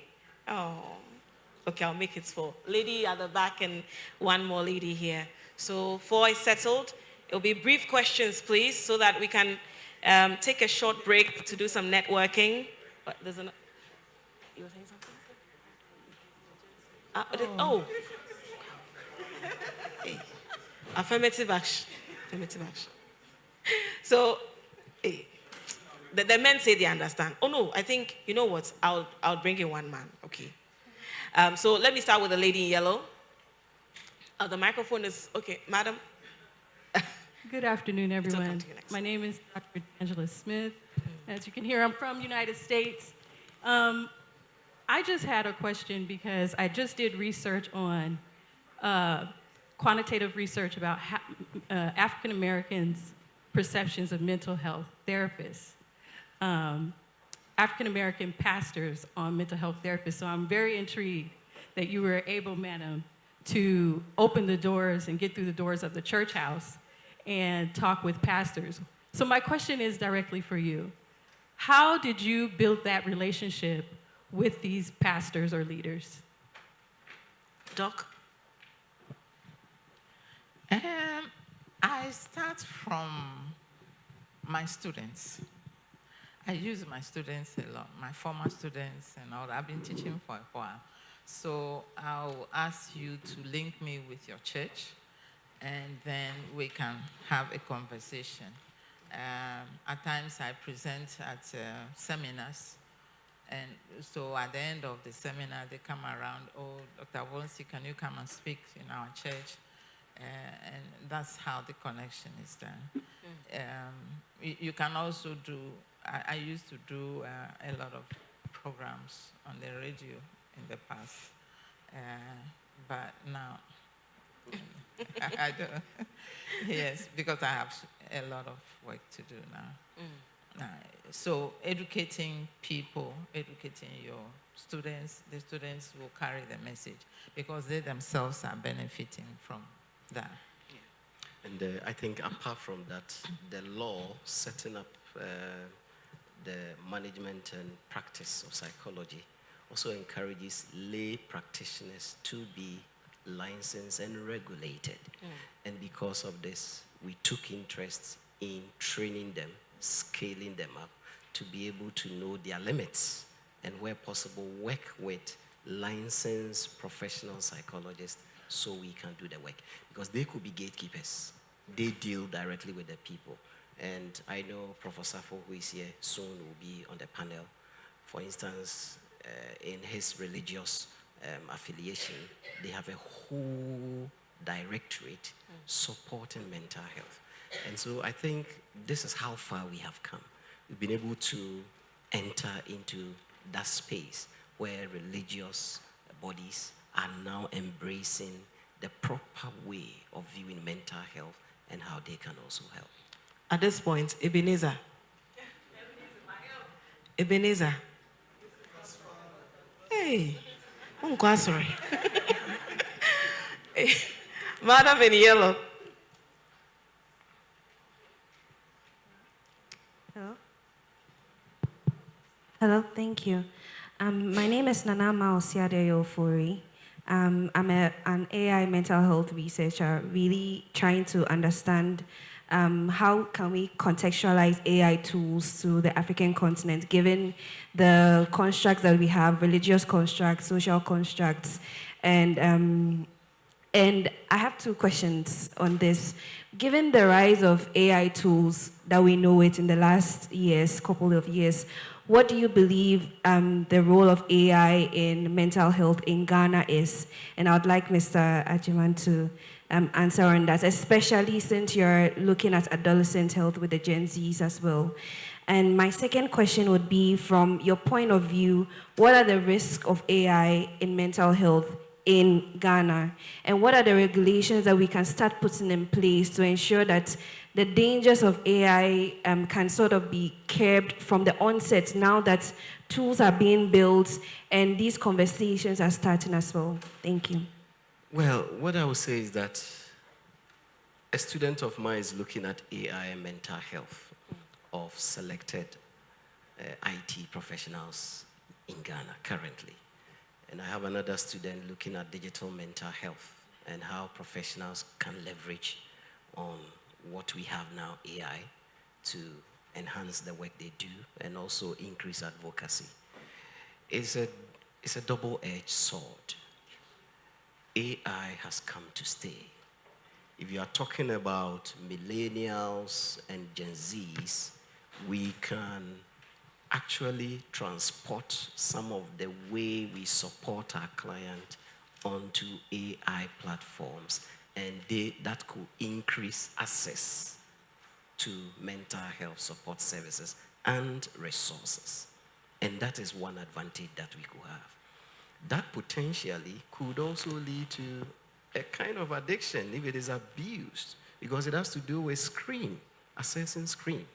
And so we need to hammer on the responsible way we could harness what AI offers us to be able to carry out our work well and enhance the advocacy work that we are doing. Now, you asked a question about the risk that we do have. It has cost component, because to build an app where people can really get in there and be satisfied, all the generations that we have, requires some level of resources. Now, how can we leverage on AI? I think during COVID, what we did in Ghana Psychological Association, we had 10 different languages. We had a common message to build resilience, to empower people, to empower families. 10 local languages. Ewe, Twi, Dagbani, Ga, different, including sign language. And we got experts who speak these different languages. It was so impactful. People could hear in their own mother tongue the language of their heart, where explanations on mental health, what they could do different to enhance. And that was very powerful. So AI, how do we say depression in Twi? Please ask the person next to you. How do you say, and so these are ways we need to begin to think about the bigger picture. How do you say depression in Ewe? Ask the person next to you. How do you say depression in Ghana? It's a question. And so we have still a lot of projects to do. Yeah. If we have all these basic terminologies, phrases, simple explanations in English, and we could say them in Ghana, Ewe, and other languages, we are making a headway. And the person in that particular community can still benefit from our awareness. All right. There was a lady, in gray. Yes, ma'am.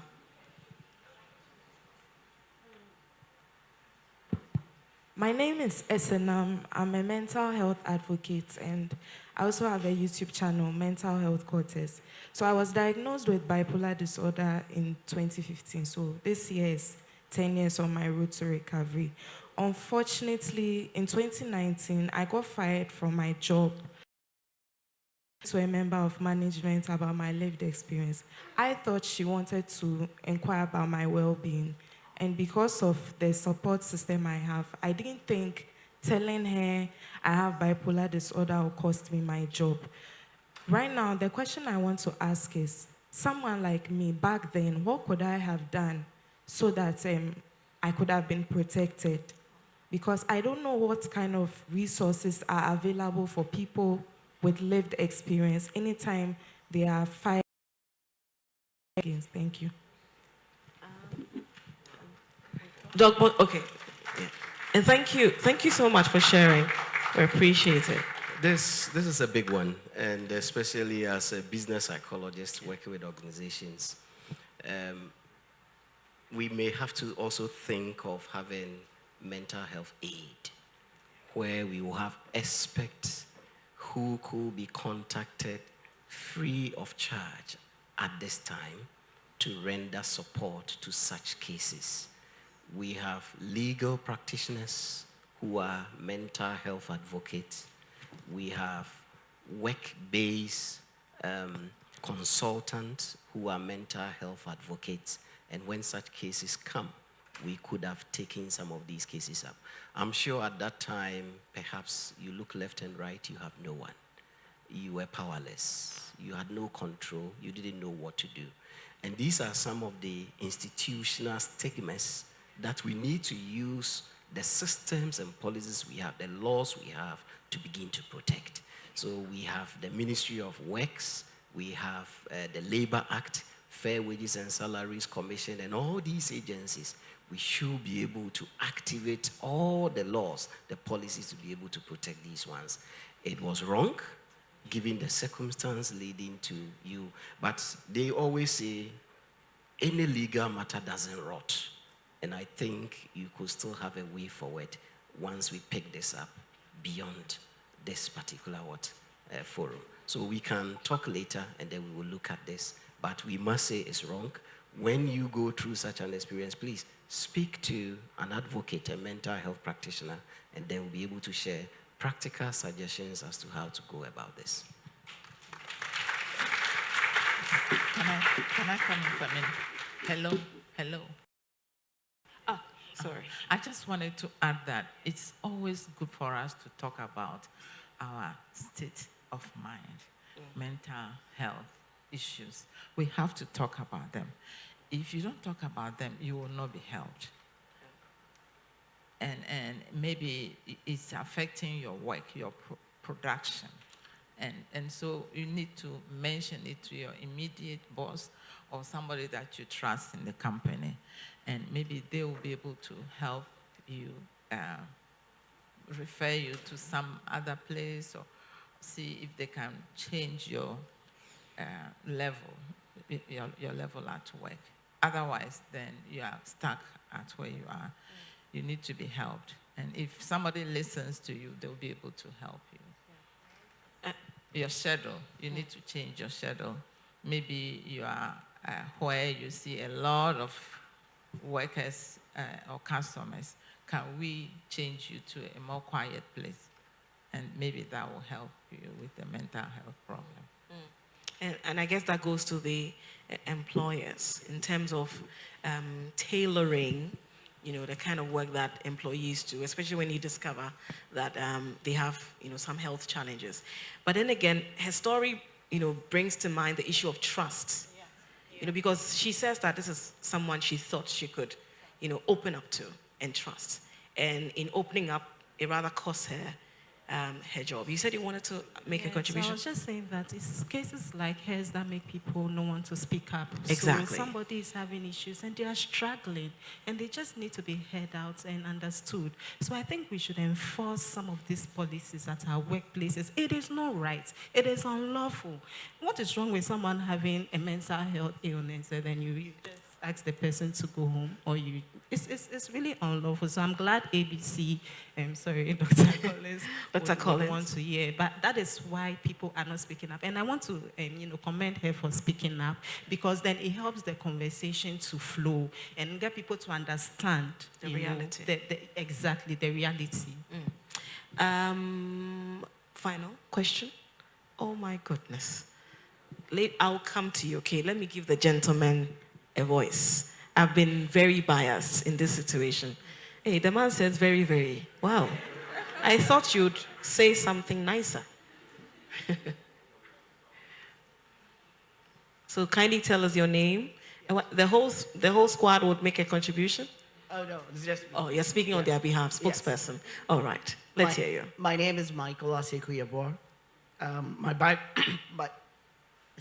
My background is in rehabilitation counseling, mental health and addictions counseling, and I've done extensive work in disability management.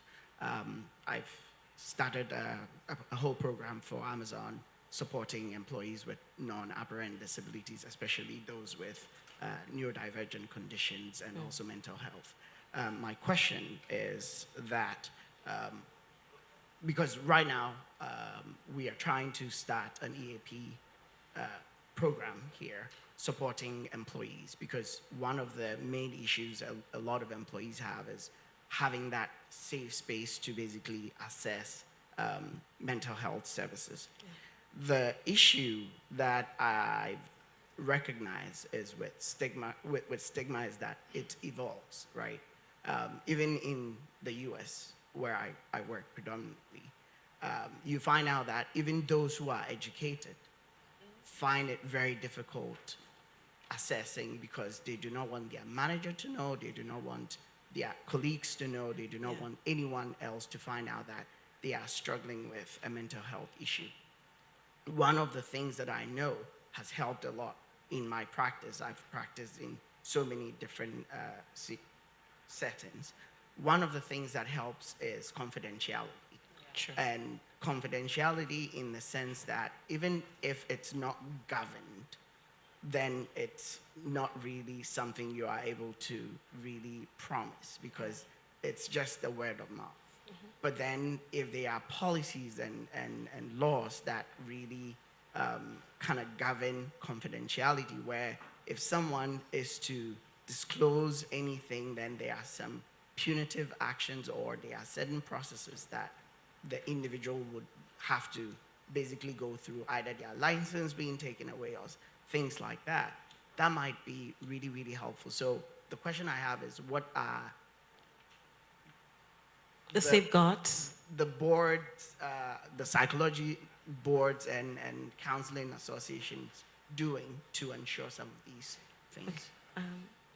ABC, as you are called. So I must say a number of things are being done. Foremost, there is a whole committee that is in charge of ethics and the legal practice of psychology. And it's a proactive step that they are taking to help all practitioners to do what is right. Second, we make sure we approve CPDs, continuous professional development programs, that will help all practitioners and even trainees. And then we take interest in supervision. So we go to the various service centers and ensure that periodically they are doing as expected of them. If for any reason I am a client and I feel I have not been treated well, in a rare case where confidentiality challenges emerges, there is a process to report some of these cases.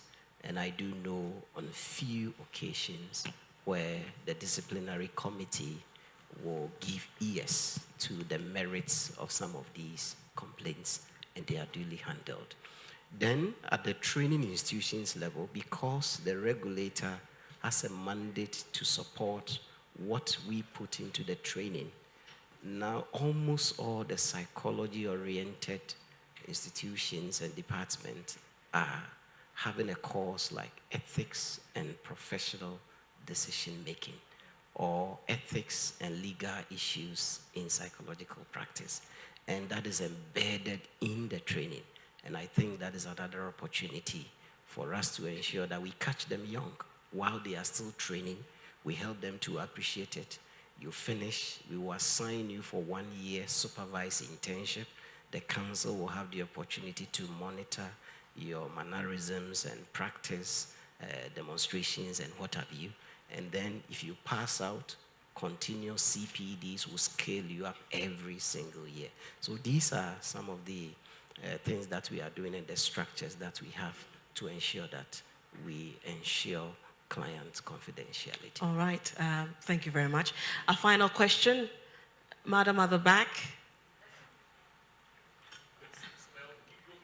Okay. All right. Okay. My name is Rukeya Abdurrahman. And as has been rightly said, we all have mental health. The question I want to ask is, who really watches the watchman? If you are being directed to go and see a psychologist, what are the measures that have been put in place for me being directed to know that this person I'm going to also has a sound mental health, so that you don't get to probably pass on what they are going through onto me? Thank you. Who is a psychologist? Or who is a counselor's counselor? Doctor just spoke about training, continuous education credits. Yeah. Every year you have to attend several seminars for your license to be renewed. So that is one way of getting that. And we all work at workplaces, various workplaces, so we are being monitored. If there's something that is fishy about your practice, we can always report. He mentioned a few cases that have come up to the council, and so there is always an avenue to monitor the people who are working as psychologists. I think that there should be an annual screening for all of us. All workers, not only psychologists, all workers, annual screening. And if all workplaces, private and public, the institutions, we have people who are not well, but they are still lecturing. Yes, yes, they need help. So if workplaces can screen all of us annually, I think it will go a long way to help us. And aside that, if you go to the website of most of the professional regulators, say Ghana Medical and Dental Council, Ghana Psychology Council, every year they are required by law to publish those who are in good standing. Yeah. And by in good standing, their practice and they themselves, their behavior, professionalism. And so that could be an easy way to identify whether this person I may have been directed to, what is the status like? So that is another opportunity we have to be sure that I have the right practitioner being directed to. And to add to that, the practical way that I take care of myself is I have other colleagues in the field. We do something like a case conference. So it's an opportunity for us to express ourselves, an opportunity for us to also let out. We also seek help when we have to, because as we mentioned, we all have mental health. I'm a human being and I may deal with my struggles. Last year, by this time, I was pregnant, going through a whole lot, because I had like a very intensive, like very tough pregnancy, and I needed an outlet. All I needed was somebody to talk to, and it did the magic for me. So this is me here as a professional, telling you my own struggles and what I'm able to do as well. So we exercise, making sure that whatever you're eating right. Yes, so all of this contributes to us, having a good health so that we be able, because you can't pour out of an empty cup. No. Yeah. Absolutely. You need to take care of yourself so that you can take care of others, right? Doc, you wanted to make a quick submission as we wrap up? Thank you.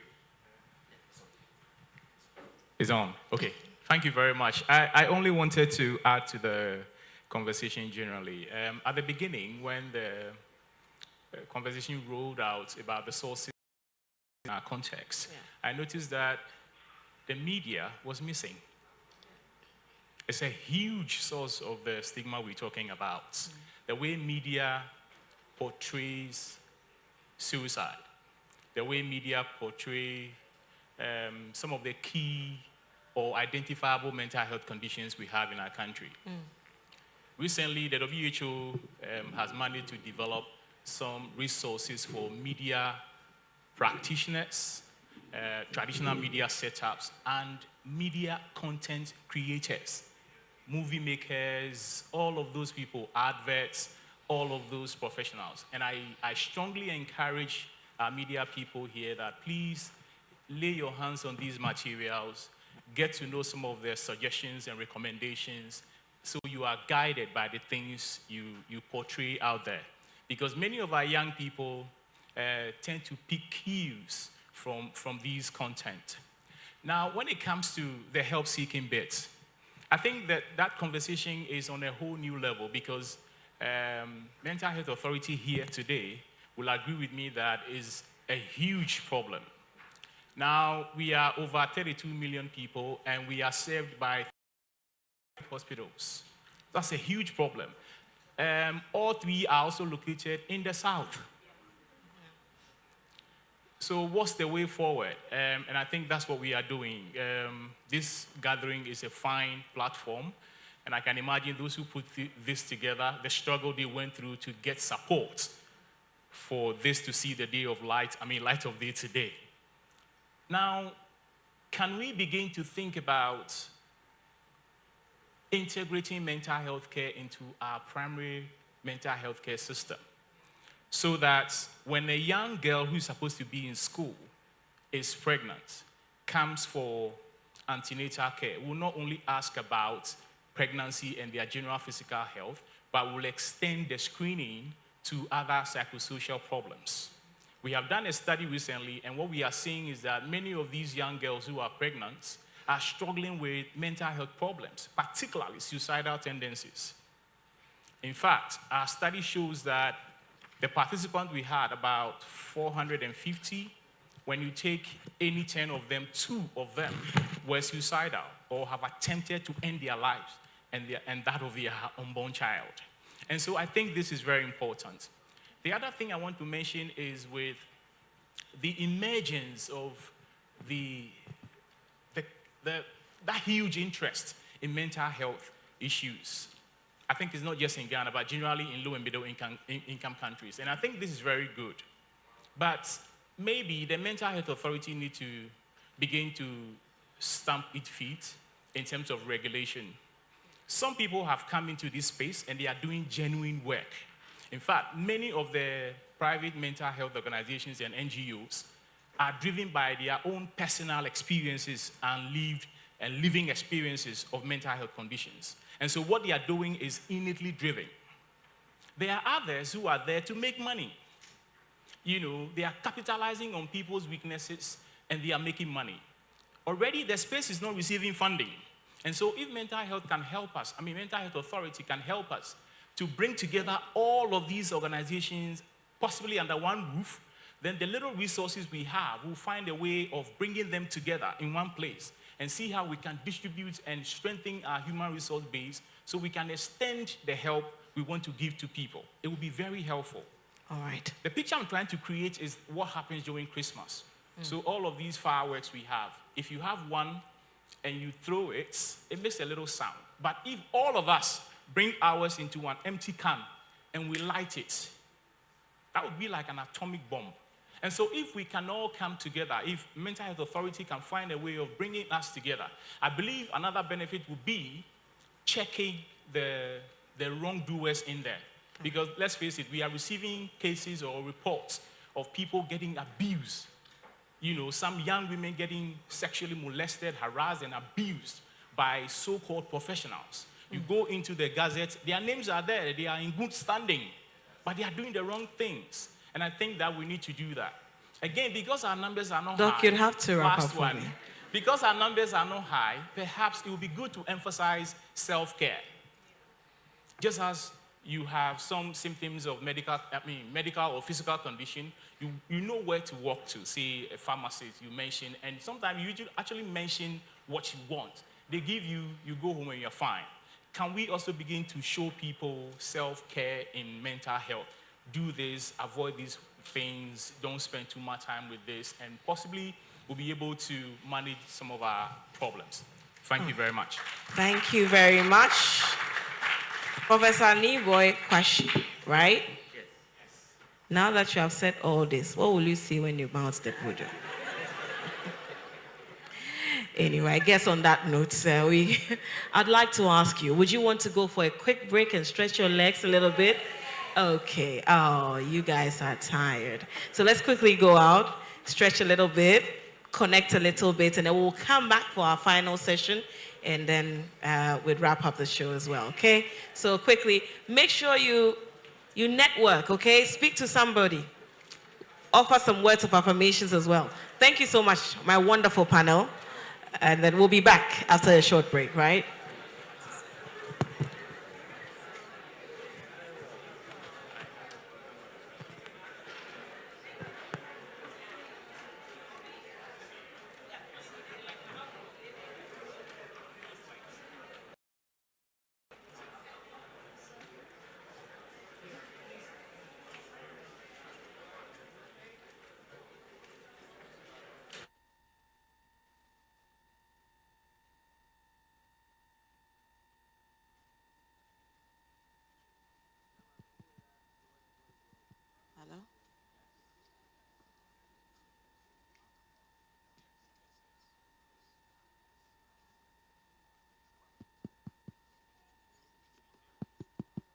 Hello, hello. Okay, so our break is for 15 minutes. It's only.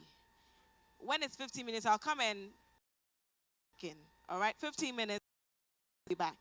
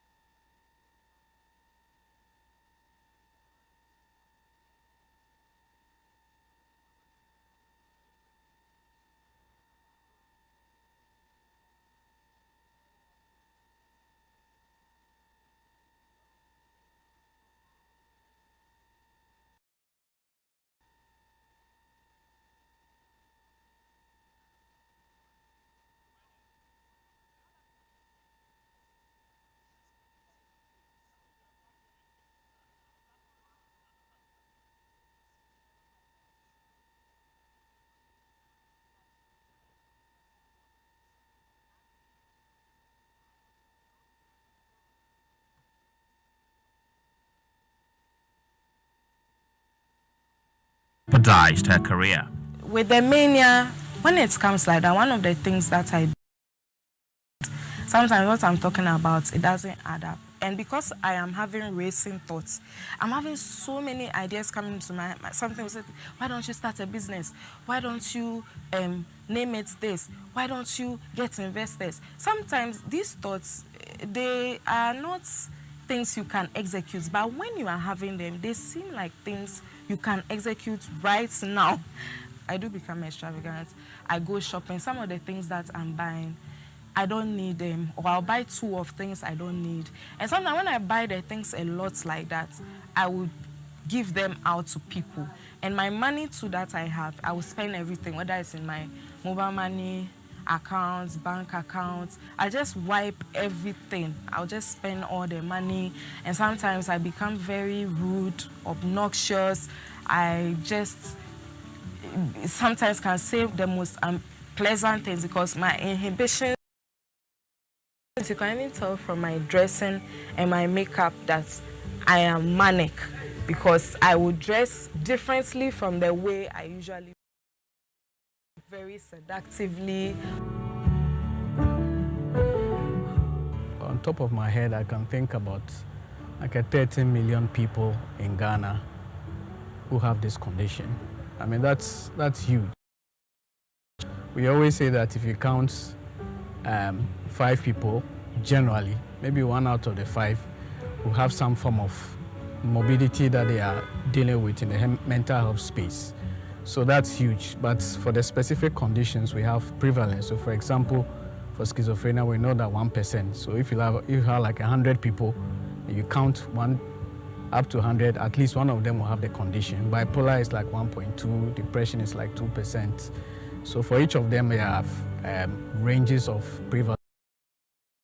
I think the most important thing for people to realize is that it's quite common. I mean, if you are looking at 1 out of 5 people having some form of mental health condition, not necessarily a diagnosis, but some kind of morbidity or some kind of distress that you're going through. The impact of stigmatizing persons living with disorders far-reaching. The first time I was stigmatized, I was fired from my job. It was my first job after national service. I was teaching at a school, and I was really under a lot of stress. Stress is one of the triggers and stresses. So I wasn't getting enough sleep. I was commuting to work every day. It was also a very toxic and stressful environment to be working in. Twice I dozed off at 2 meetings and I was embarrassed. I was disgraced and all of that. And I cried, I was hurt. It's because I didn't understand why the other teachers were going through the same level of stress and pressure, but I was breaking down. Less than 24 hours, she told all the members of management. I was called for a meeting and I was told that was my last day of work at the school, and I was fired. The workplace can be a very stressful environment for a number of issues.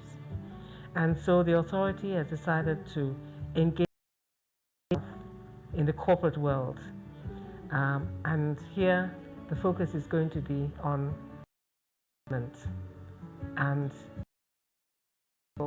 in the corporate world to seek treatment if they feel they have issues with mental disorder.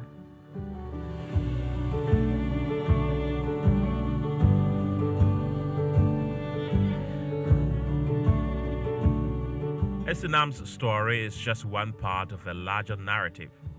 Meet John Asogonde, whose battle with substance disorder led him down a dark and dangerous path. Exposure to pornography, cousin to the allure of alcohol and drugs, John gradually drowned. It started with pornography.